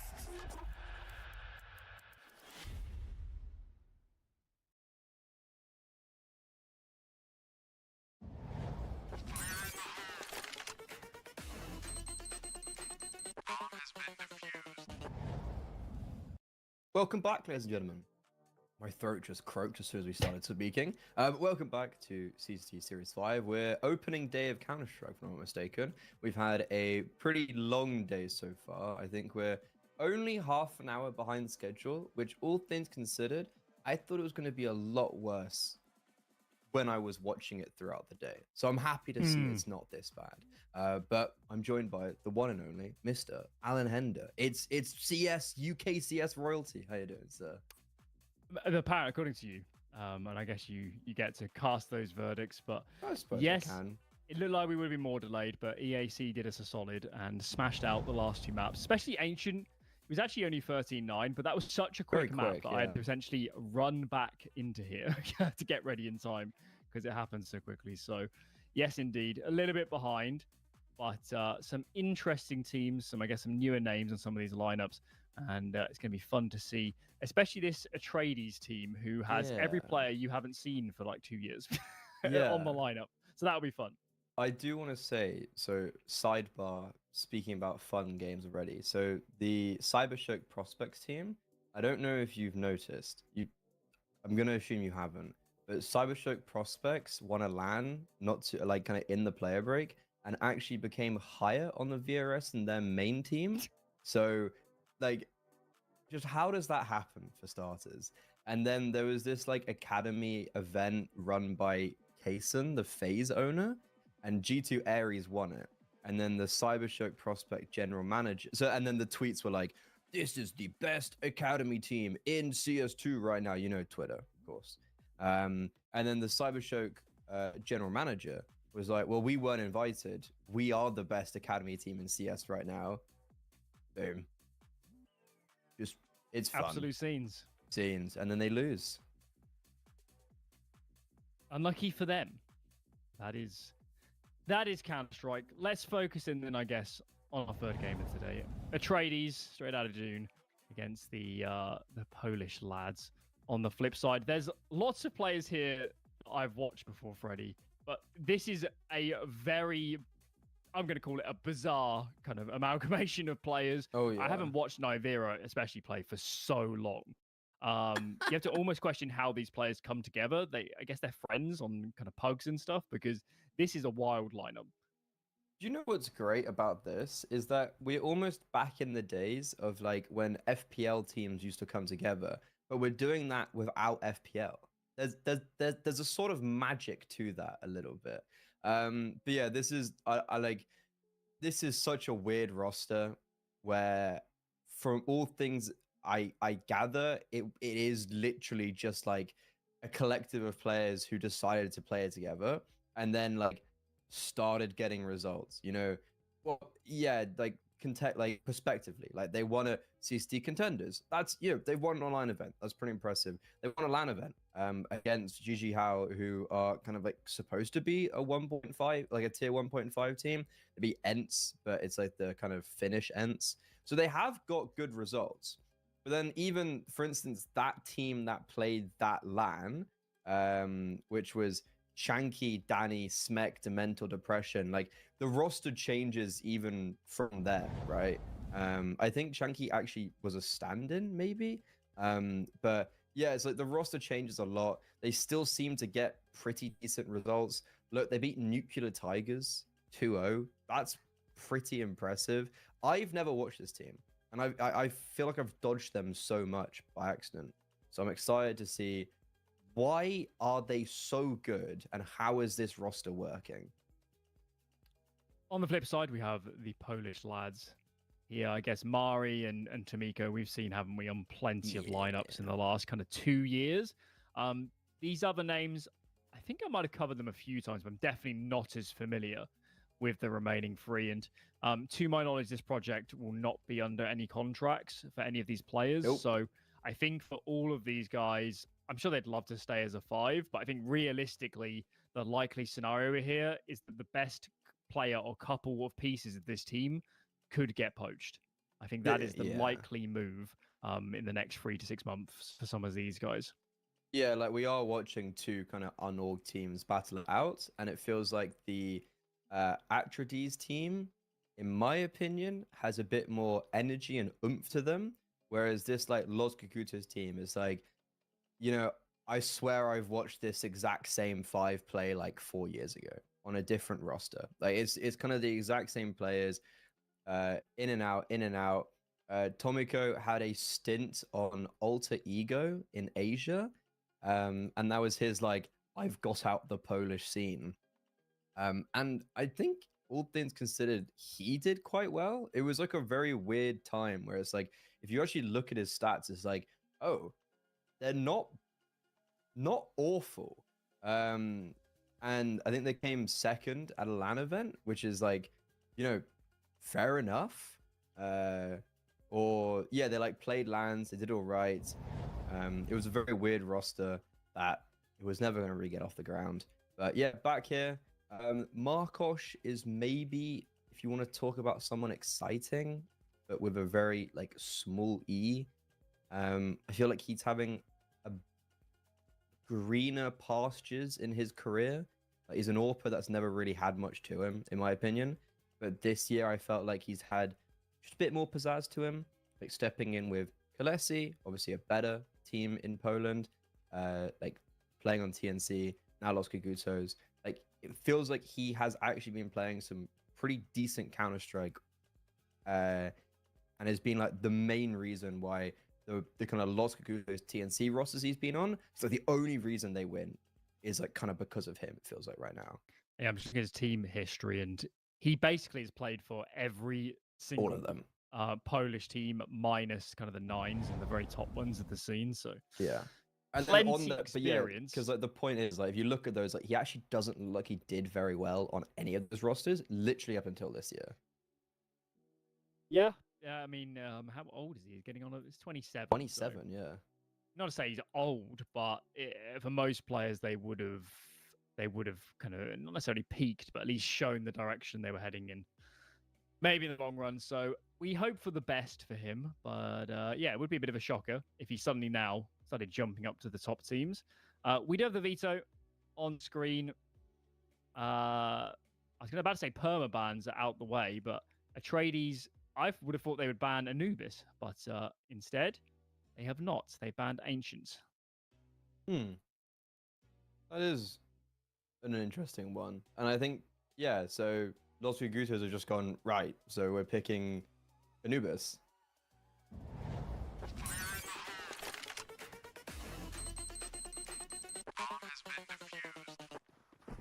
We've been so used to the solo cast, we don't get these type of luxuries of having a producer. So, you know, this is New all world. new world, you know. It's like, well, we actually have adverts and producers. Oh, that's crazy. But well, our third game of the day. A surprise to see Atreides on this map. Is this their first time? Oh, not their first time playing it. So they've at least got that in their locker. And on the pistol round, they're on the CT side. They have a pretty kind of encompassing setup, and it feels like they're being picked off kind of one by one as Goody gets caught on the rotation. But Python, oh my god, that is clean. He's turning around. Oh, Python, what? Welcome to the server. Yes, sir. On board. Kind of a spread out pistol, bit of an A split here, and they actually ran into 4 players from. The Poles ran into 4 players of the CT side, and clearly Python here on a bit of a run. I was having a look, by the way. Python and Nivera played advanced in like a French team, at least a French-speaking team that had Scream and Kyoshi. Yeah. So yeah, they have been playing together up until reasonably recently, and I was very surprised, particularly to see Scream playing in advanced. It's really fun. Wait, so yeah, because it was AIM.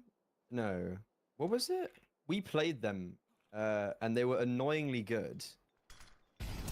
And I'm gonna send you Clutch chain or clutch something like chain. that. Yeah. So I'm gonna send you something funny. Is this round exciting? No, it's a force buy. Does the bomb go down? No. So this is a Danish team. You won't know. I'll send it you on Steam, on Discord. You won't know any of these. Wait, no, I should put in TS. I forgot in TS. So this is a Danish team. You won't know any of them. It's XI for all the people at home. The reason why I know that is because we played XI on a LAN like the week after. I was like, oh, they lost. They beat Clutch Chain. Whoa, Clutch Chain won the first map. Their opponent's map picked 13-6, and then just decided to forfeit the other games and just forfeit EAC Advanced in playoffs. And I was like, oh, okay, fair enough. Does anybody know why? I mean, on here it says they couldn't field a complete lineup, but that could mean anything. I genuinely have no idea. I think I asked them, and they were just like, yeah, they beat us on map 1 and then just left. Which to me is like genuinely one of the most amusing things. It's like they're like, yeah, we're so much better than you, but you need this win. Well, winning is winning. No matter how. Python here, sliving around, finding his frags. And this is pretty much a perfect start, isn't it? For the, what should we call them? The international mix. Yeah. We've got so Atrides, well, the first sign that we were actually speaking about. So Atrides in ancient Greek is something that Homer used for describing heroes like Agamemnon and Menelaus. I think it's like something like the son of Atreus, and that was like Agamemnon.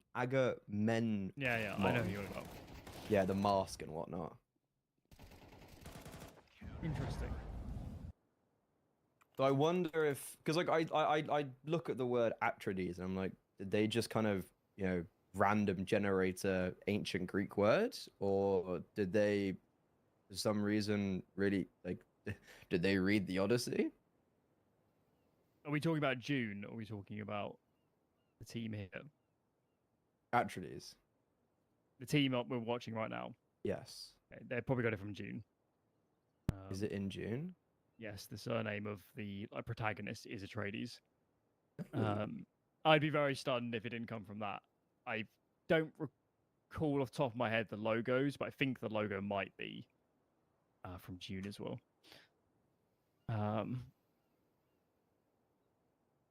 Yeah, It is. production confirming. Oh my god. But I think there's a new June. Maybe it's out already. They're June always 2? making new ones. They're on the 3rd now. They're on the 3rd. I haven't watched the first. Is it worth watching? They're quite spectacular. I like them. I'm sure there are some more book hardcore fans that take gripes with the differences, but it's quite strong. So why not? I will say the second film felt like more of like a setup for, like it feels more like a broken up TV series to me. Not to say it's bad, but maybe it will just, maybe once they get to a more progressed part in the story, you could watch, you know, over a week the first 4 or 5 films and have a good time. But certainly after watching the second film, I remember having the feeling of, okay, we had a lot of setup here. When are you going to get stuff in motion? And the hope is that something is in motion, because I don't know if you are a fan of Lord of the Rings, but the Ring of Power TV show, have you watched that? I watched about 3 episodes. Yeah, fair enough. And then gave up. Yep, that's completely fair enough. Most expensive TV show of all time, if you didn't know, by like quite a lot as well. But yeah, that's like 2 seasons, and it's like the season, like the second season ends, and it's just like, right, we've set up a lot now. Can we have something, please? So, my sanity, I will continue to watch every episode when the 3rd season comes out. I will complain about it. Fan. I will complain about it every single time, but I still will sit there and watch it.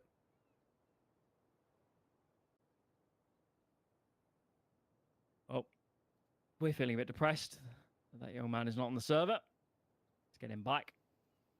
He did DC mid-round. I don't know if you noticed. I did not notice. It was 5v4 in favor of Atrides, and he DC'd.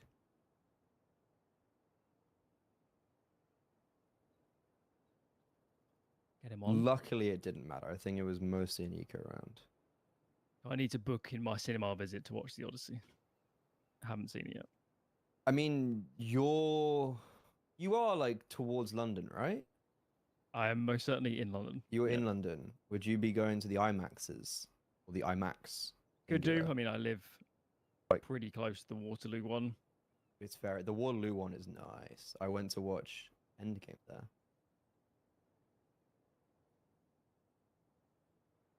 I'm not really that fussed by the IMAX. I've got to be honest. Would you have any information on like, because so I've been played by the social media of like, well, if you don't watch it on IMAX, you're not going to get the full visuals. And I'm like, well, I have to watch it on IMAX now. Well, yeah, you're not missing out much. Yeah, I can't say I noticed a massive difference when what did I watch in IMAX? Oh, it might have been the second Top Gun actually, which that actually does kind of work in IMAX that would be because it's quite a cinematic experience. Yeah.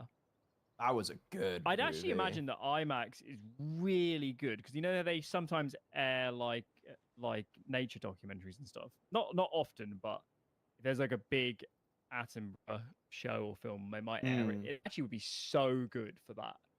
Wait. So do you know why I'm asking? Because like he filmed it on like some special like film that can only be viewed in a certain way, like the size of it.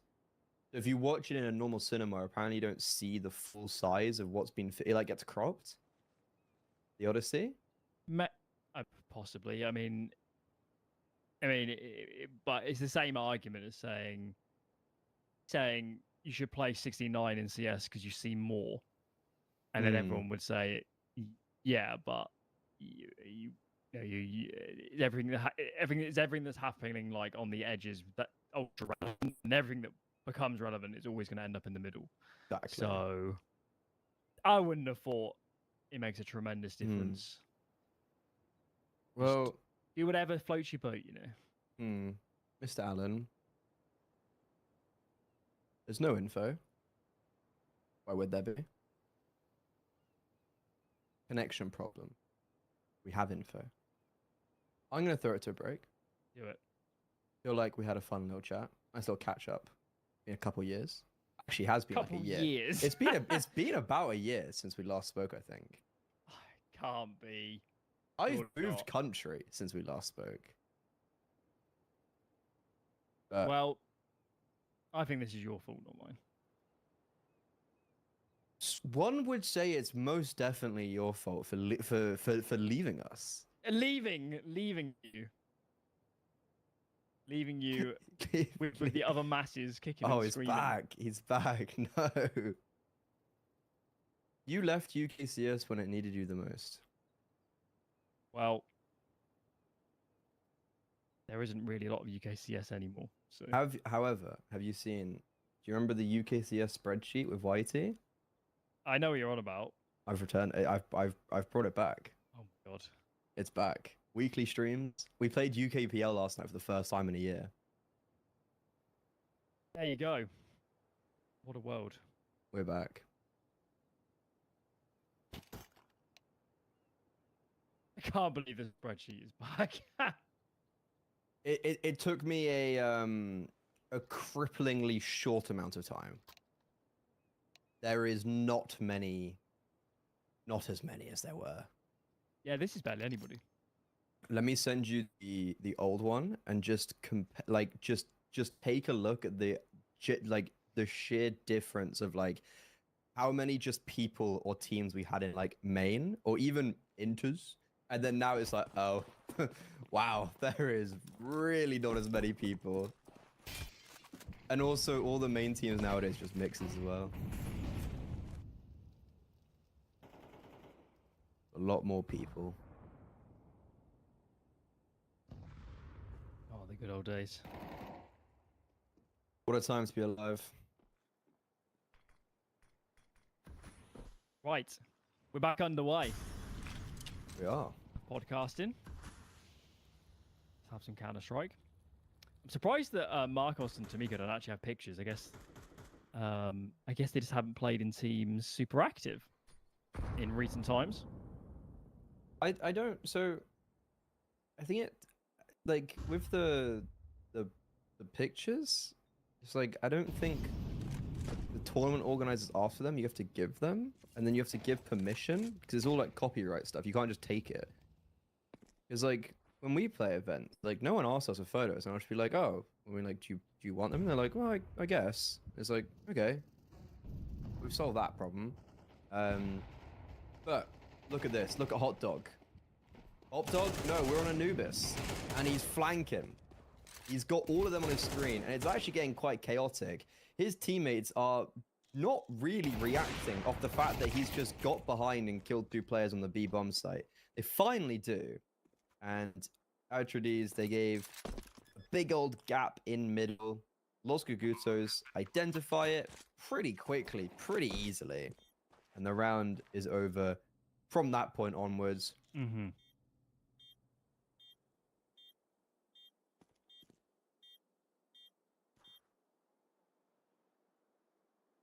I'm more, because we were so focused on the site itself, I'm quite surprised he found the gap. He must have just gone for a mid.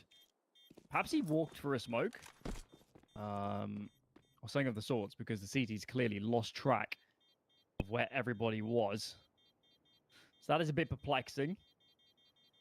Sure, tradies weren't expecting to get flanked there on the site's hit.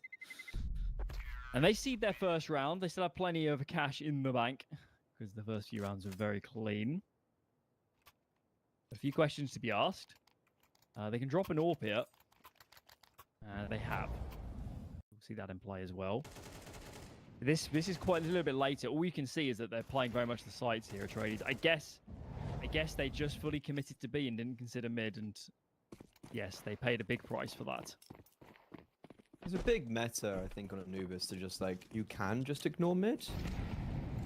And you see a lot of teams, their weakness on the CT side actually being mid because they're so used to just protecting the extremities. Oof, speaking about those extremities though, Navira's peeked A with a flashbang. Mari was like around the corner so he doesn't get affected, just turns around, just owns him. But Depression on the AWP, X-OG Academy, if I'm not mistaken. I mean, X is a big use of the word. I think he was X in 2021. Fnatic Rising in 2022, that's it. Good to see those names still kicking around. He actually won Season 5 We Play Academy League with the one and only Volt. Way back when. The T side are being kind of obliterated in this round. Even though they got the opening kill, they just keep on losing picks. And the B bomb site, they push towards Connector. And now it's just all about making sure you don't slip up against a combined 30 HP. And that's how you do it.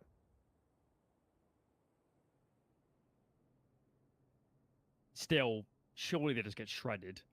They go into this M4. In my man goes. Tamiko dispatched. And now it's just Marcos. Chill is here, just tucked in a very awkward corner, but a corner that makes a lot of sense when you're playing players on this HP. Surely Marcos does not hard clear this position.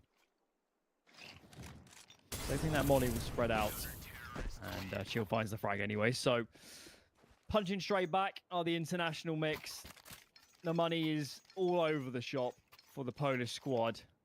And, considering this is not the pick of Atreides, they're off to a really good start now on Anubis.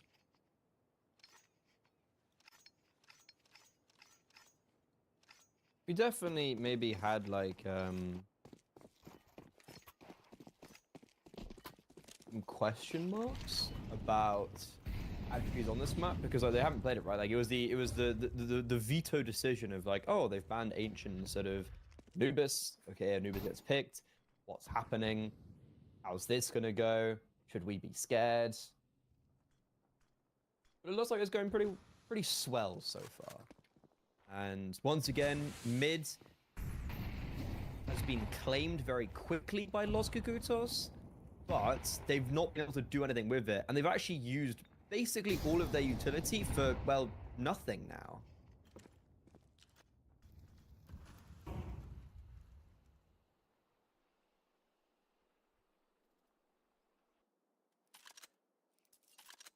I mean, they got smokes, but what use is that? You don't have the follow-up util to get onto a bomb site. Hot Dog, though, catches Chill repositioning. That felt unnecessary. There's still plenty of players in cameras for the CT side, but they've shown it. And now the Apron can commit, knowing that nobody's on the site proper. Hyphen, also a lot of work here. So many aggressive terrorists. And he is felled. Just the AWP remains. And this is a very difficult retake with an AWP against two players playing together. Look at them buddying up. Depression's looking the wrong way. He might just die on the back, and he does. T-side, despite the buy, despite the lack of util, make it work. There are definitely rounds where you do look at it and you're just like, how has that gone so wrong? Like, how have Attributes not won that round? If you pause in the minute mark and you're like, right, there's two smokes, there's no map control, Attributes are in pretty good position, like, how do you mess this up? That's how. Los Gutos feels like they've really kind of stolen away that round. Adrian's got 0 kills. Despite that, they're still succeeding. And, well, Polish CS hasn't changed that much over the years. And Mari will show them. Just run out onto A, through a Molotov, get 2 kills, and now a 3rd. He's loving life. He's having a great time. And, you know, a couple rounds ago, Tradies looked like they're about to put the T-side money in the bin and get up to 5, 6, 7 rounds. That has not occurred. Quite the reverse now. Chill here trying to save the only weapon they'll have in the following. Timing is good on that first man, but surely the remaining teams can catch up. Adrian here. Holding the window for a moment. Bomb is going to go down. I think since that bomb is planted, you'd have thought Chill just consider the save. He looks towards cameras for a split second, but this is not worth going for. His AK is more valuable than attempting this.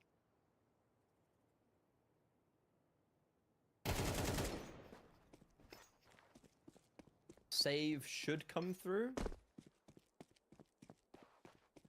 Ooh, Adrian will have heard him running into connector. So Marcos is also going to pivot accordingly. I mean, Marcos is going to be careful. Okay, I was going to say, like, going for the hunt there, the AWP dies. Like, they don't have an AWP in the next round. So, potentially should have been a bit more cautious in that play. But as soon as we were praising Attributes at that 4-1 point, they've now lost 2 rounds on the trot. They've got nothing coming into round 8, both saved or just economically. So they're broke. And it's going to be Los Gutos very easily tying this game up on their map pick.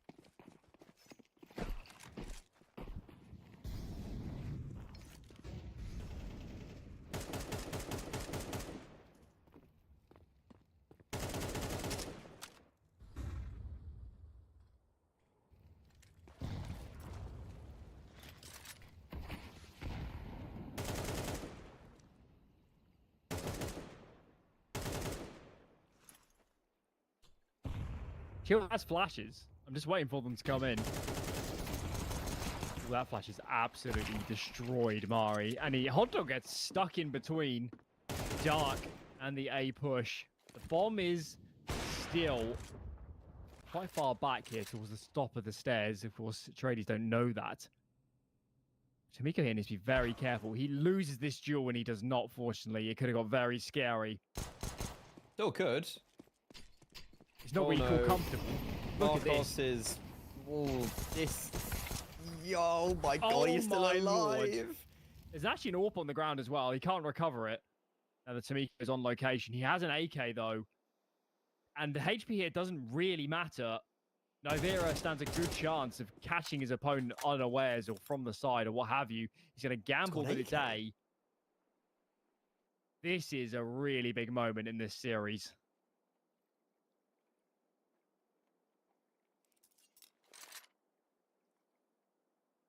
Unfortunately, though, Navira now understands that it's not going to be a play towards A.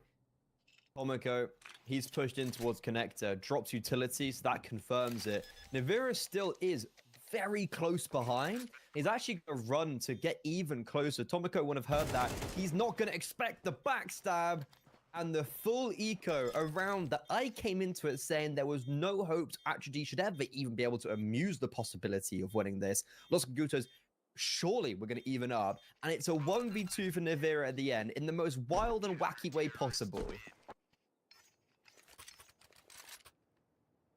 That borders on unforgivable. That should have been the T side streaking ahead on this half. Lots of money. They should have even had 3 or 4 players alive against that sort of investment, and they managed to blow it. That is not acceptable. And look what it's done to them. I know they won a similar round to this a few ago to keep them in the half, but at some point this T side is going to fracture, and a tradie is going to get up to 7-8 rounds in no time. Look at the investment. They almost have no util. They have a couple sets left now. 2 AKs, Tech 9s in the mix. This does not, inspire confidence from us.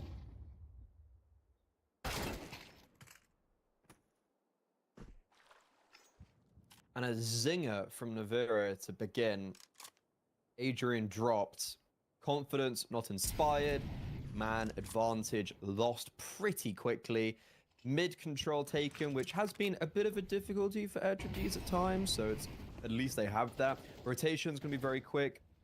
Navira's instantly basically on the B bomb side when this utility gets dropped. And the CT side here also do just have very good counter util to begin with. But these smokes, they're actually going to be fading somewhat soon, as Los Builders are only just getting onto the bomb site now. Goody's able to get a kill through the smoke. You got Tomiko shooting his teammates. Markosh finally does bring one back. Mari, you can see how desperate they are going for these rather brazen plays. On the CT side, it's not super clean, but they just never really crumble in that round.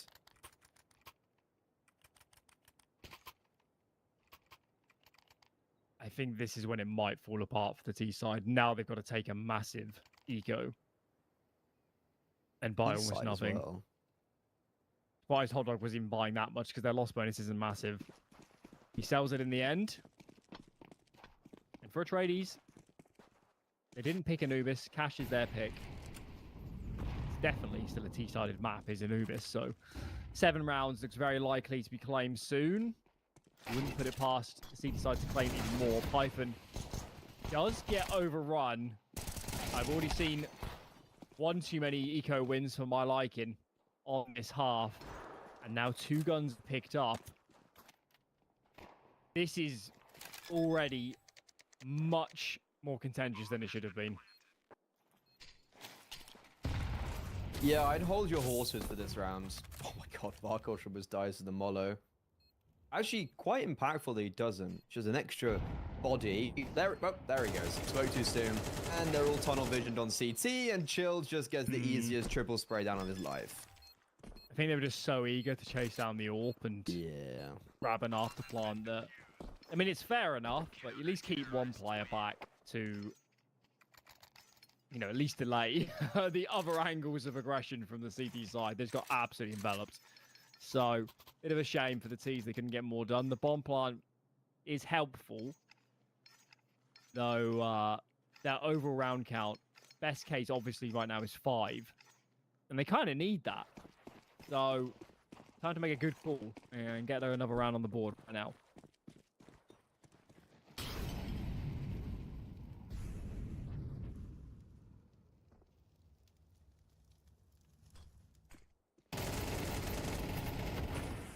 The T side trying to just straight away head towards the B bomb side, and I don't know if that could have gone much worse. That's a disaster. They've just been mortar striked and fragged by Chill around that smoke at the start. Honestly, it's kind of the fact that Chill even gets the first kill.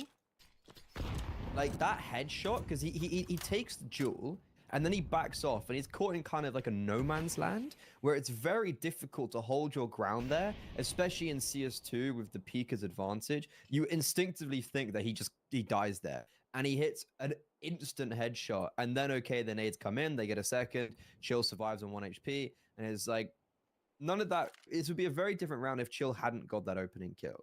And he's someone that I feel like gets really slept on. He was playing on Arc Cred at the back end of last year and had some of the best success of his career, and then gets dropped coming into this year. And I remember doing an interview with him, and he talks about how he's like the most unlucky player because He seemingly just never is able to stay on a roster, / the roster always falls for like a stupid reason. And I watch him in games like this or just in general on this team, and I'm like, he is a pretty good player. And he's been around for a long time. Like, he's wearing an old Namiga jersey. Like, he doesn't even have long hair anymore. And he's still like, I'm surprised he's still playing at this level, because he's kind of honestly like always grinding, always succeeding, in part similar to Goody a little bit, and they just like never are succeeding. Yeah, I'm just having a look. He actually only played for Namiga for about 9 months. In tier 2, that's a lifetime. Maybe, but yeah, he actually had over a year. He played for Budapest 5 after that briefly. Then actually had over a year before he played again. He did take a break. Oh no, so actually no, he didn't take a break. He was like on teams, and then they'd like crumble. He was actually like always playing. He's had a very weird career. He has, but equally, for the players that don't break through at the top, this is kind of what it looks like. You know, Yeah. They play for one team, they're there for a period, they get used to that environment. They jump around, they don't have as much success. It doesn't take a lot to fall out of the spotlight as it was and not be desirable teams. Yeah. So I'm not totally surprised. It's a very common trend.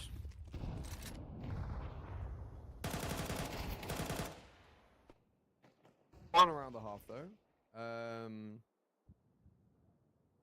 This is Los Gutos on their map pick. Not really looking very great, all things considered, but they are potentially going to be ending on a high note, if that is the case. I Because wouldn't say that too loud. You're going to jinx it. Yeah, chill. So he's holding his trick discipline just to be like, is there any more players? I think now he's going to have to realize that Hot Dog is lurking.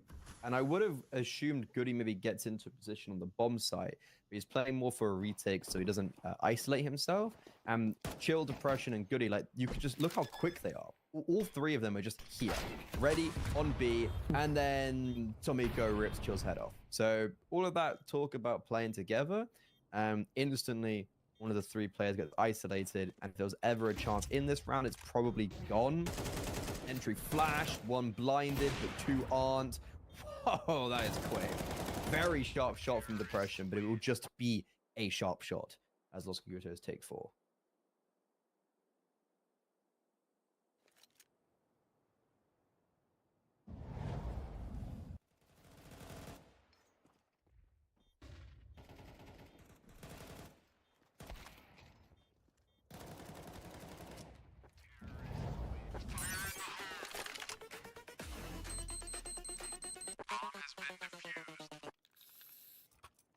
Second half, soon to be underway.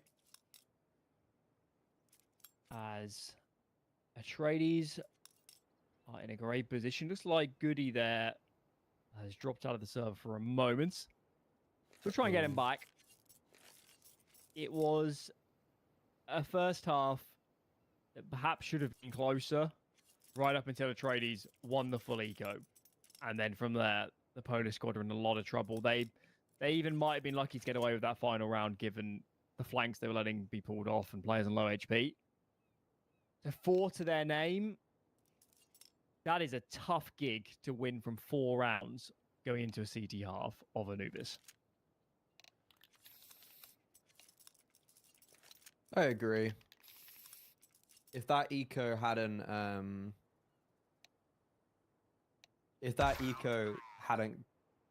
gone in favor of Atreides, if like Navira hadn't got those timings, maybe even Los Gutos win the half. But that is not the reality. As now the Polish side in real trouble, especially with this being their map pick. It's supposed to be their comfort. And Cash up next. Los Gutos haven't played a map on Cash on HLTV since its arrival.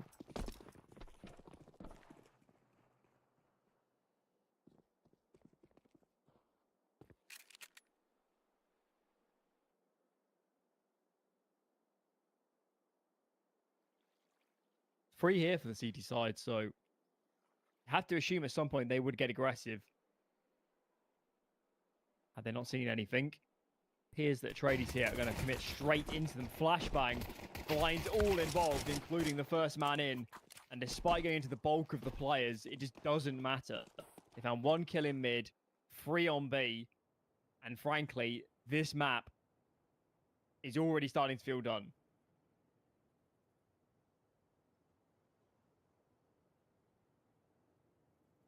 I just can't believe that goes as well as it does, right? It happens on pistols. They just snowball so fast because there's no way to react to the util and without rifles, and you just move so fast. So I'm not totally surprised. I think the setup the CTs were fighting for A there, was extremely exposed to a good entry flash. They could have really done with somebody anti-flash.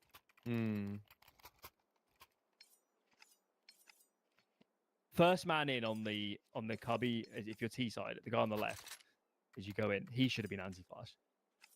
Either that, or he should have been anyway. And all equally, the guy behind Pillar probably should not have got blinded as much as he did. Yeah, that actually feels like a kind of a really crazy oversight. Because Pillar, you're also just looking into the pillar, or like looking into the left side of it. So yeah, you really shouldn't be blinded. Yeah, that actually does feel like a round that just kind of, how does it go so wrong?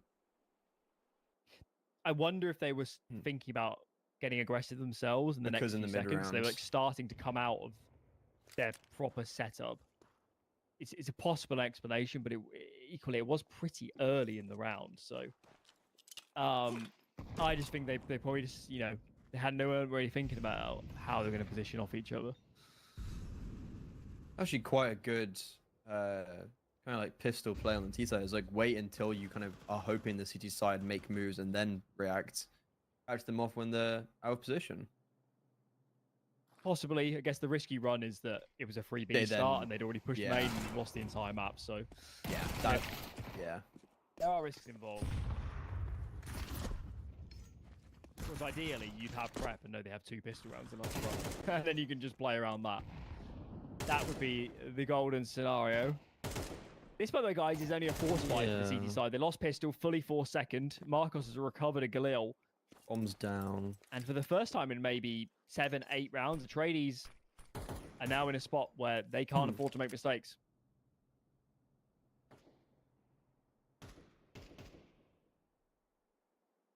A force by win here for Los Gudos just instantly puts them back on the map. Head of the flashbang, Navira gets 1, second flashbang, no one plays off it, still blinded, Navira gets spammed through the smoke, it's all down to Python, and Tomiko playing gun game gets the final kill with the MAC-10, and Lokakutos, they arrive back onto Anubis, still down by 4 rounds, but a force by win there really easily can snowball this half. Winning around like that is potentially the only way back into the map. They would have been so far down. Had they lost that Ecode 1, it'd be 11-4 for the T side, in which case, you're playing T side Anubis. Eventually, somebody's going to run onto a bomb site and get a good frag, and it's just going to be round over for the defense. So, yeah, they've at least kept the game going. 5-4 Atreides is not good. Never is good on these sort of investments. But they just have such low util. Mari here, a little bit on his lonesome, so potentially that is a route towards a round win for the T's. They need to overwhelm these defenders very quickly. Mari is traded. Oh, that is brutal. Python giving it a good go. Bomb hopefully planted soon. The mollies are making it extremely awkward. And that bomb is yet to go down. And they probably missed the moment. So Python, an excellent try individually. Just needed some more contribution from his teammates.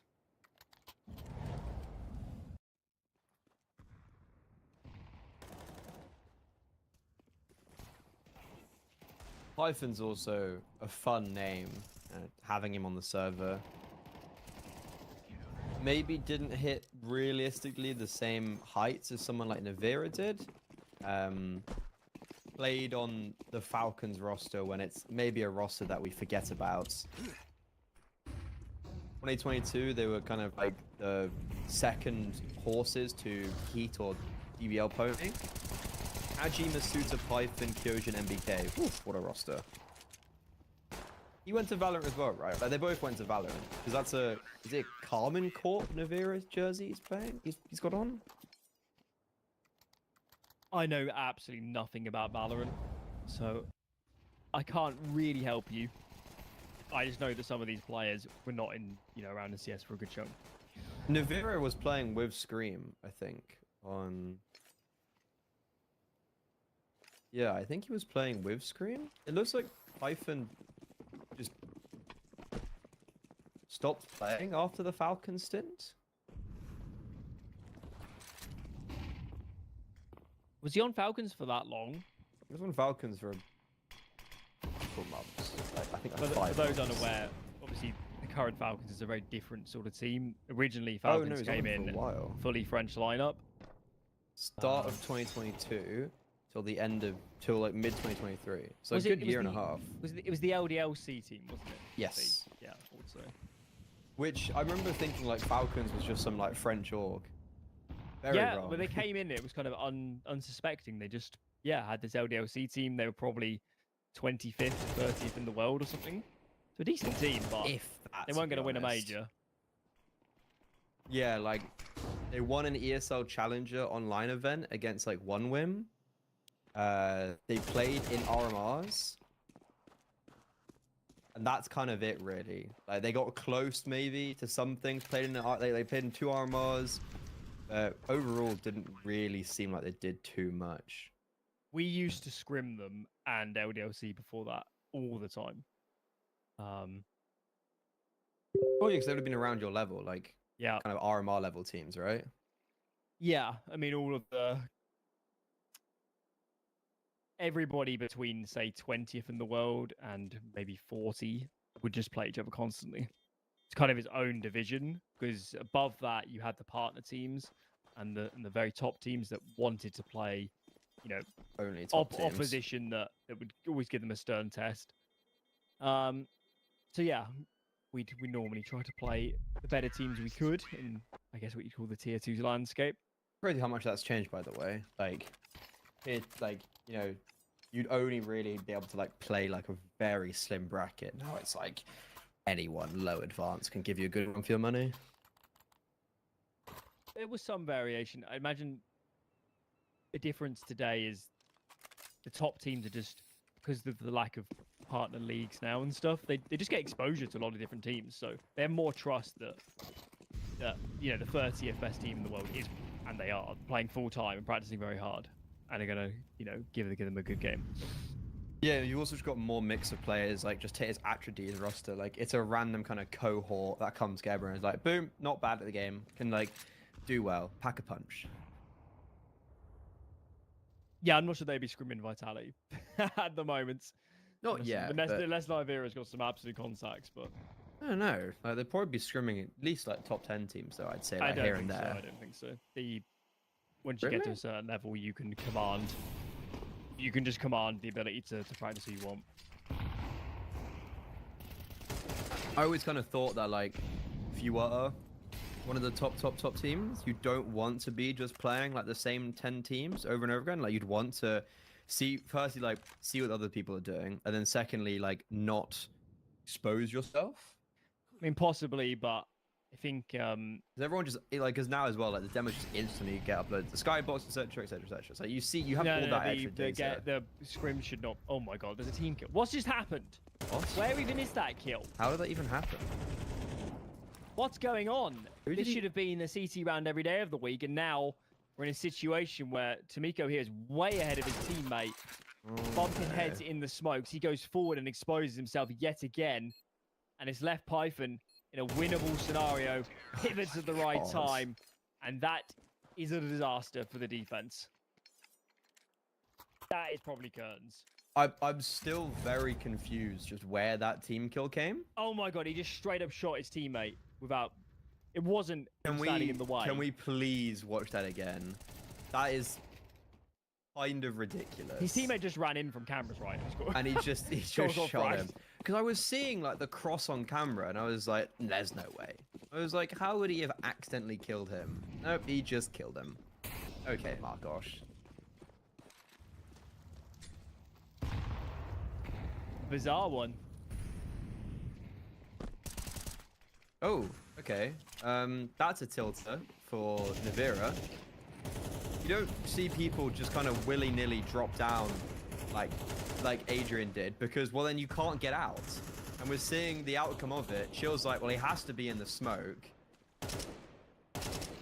Hello. Yeah, so that's a poison chalice of an opening kill. You get the kill. What the hell are you supposed to do afterwards? And they try and really get Adrian out. So Tomiko actually dies trying to support. And this was like spot written all over it. Oh my god. I was going to say Markosh could have caught off one player who did have utility out. But then Python just hits the instant headshot. So it doesn't matter. And that's 12. Hot Dog. Does he save? He has to. Can he save is another question. You know, considering this was the pick of the Polish team, they do not feel that comfortable to me on Anubis. We're getting caught out in different situations. We've, of course, lost to some lower buys and things like this. When they won the reset round, that should have been a path to at least a close game, and it just hasn't happened. As soon as the Atreides here got on the guns, they're in such command. 12-7, 5 opportunities to steal their opponent's pick and take us into cash with a great chance of a 2-0. And it's not going to get easier than this. 4 MP9s and a pistol to deny victory for the T side.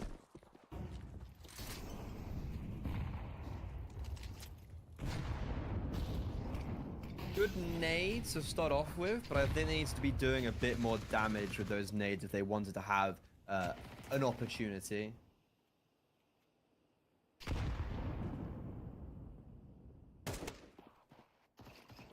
Weaponry advantage, momentum advantage, confidence. You've got everything going right now in favor of Atreides.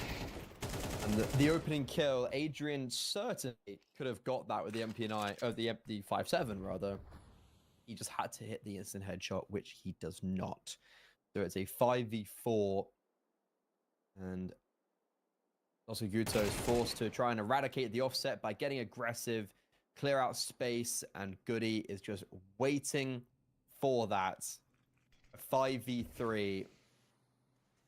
And the T side just utilizing their utility advantage by full executing now onto this B bomb side. Rotations will be there, meaning Mari's actually going to come and join up, but it doesn't matter. Like, who cares? The 3 MP9s are there. The full utility and kind of carpet bomb nature of Atreides going onto the bomb site is really, in my opinion, very... I don't want to use the word good because that feels like it's just very kind of underselling, but it's like very smart. They don't force the issue and try to be like, we have to finish out this round because we've hit 12, we have to finish out the game. So they keep their cool, calm and collected, and it's just a very nice round identifying the economy of the opponents, and that is, as we've been saying, not the best performance from Los Kutos, seeing as that is their map pick, and actually looked pretty good. Yeah, especially they're clearly a team for us right now where you'd have to question how much they're practicing and how on the same page they are. They had a couple funky rounds on that defensive side, but all in all, they looked on the same page. Simple Counter-Strike, but executing it well, and it was the polls that were making all the odd errors, the weird stacks, the getting caught off guard. Atreides looked like the much better unit to me, and I see no reason not to expect now a 2-0. I think you'd be very hard-pressed to convince me that the Polish team's going to win cash right now. It's not been going very well. I've only casted 2. This has been my second cash since coming back. Yeah. First prac day tomorrow on cash. So I've been watching quite a bit recently. I'm quite excited to actually watch a cash now with the lens of like, okay, I've actually watched some. I have a kind of general idea of what to expect. And I have high hopes for Atreides on cash. I don't know why, but I have high hopes. I think the new map coming in favors those teams like Atreides, where it's like you pick up the map, you do a few, you learn it, and you capitalize on the fact that other teams won't have. So they're gonna be going on to their map pick. This should be a 2-0, and we'll see after the break if that's the case.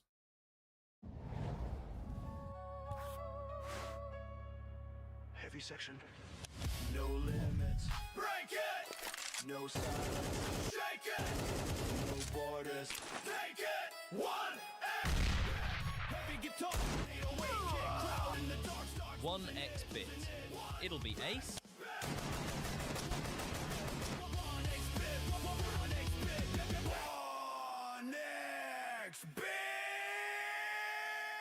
You need to throw this double HE on Ancient for a free kill. You and your duo have to position here. This guy has to aim here while the other one aims here. Then you both jump throw the HE at the same time. And that's how you absolutely destroy any CTs staying at cave entrance. If you want to do this with your bro, invite him to your team at Metastack. This way you two will never forget your free elo plays and you can always find new ones in seconds. Only at metastack.gg. And another. He's got full control of the A side. Who needs a stack? 3 kills, make it 4.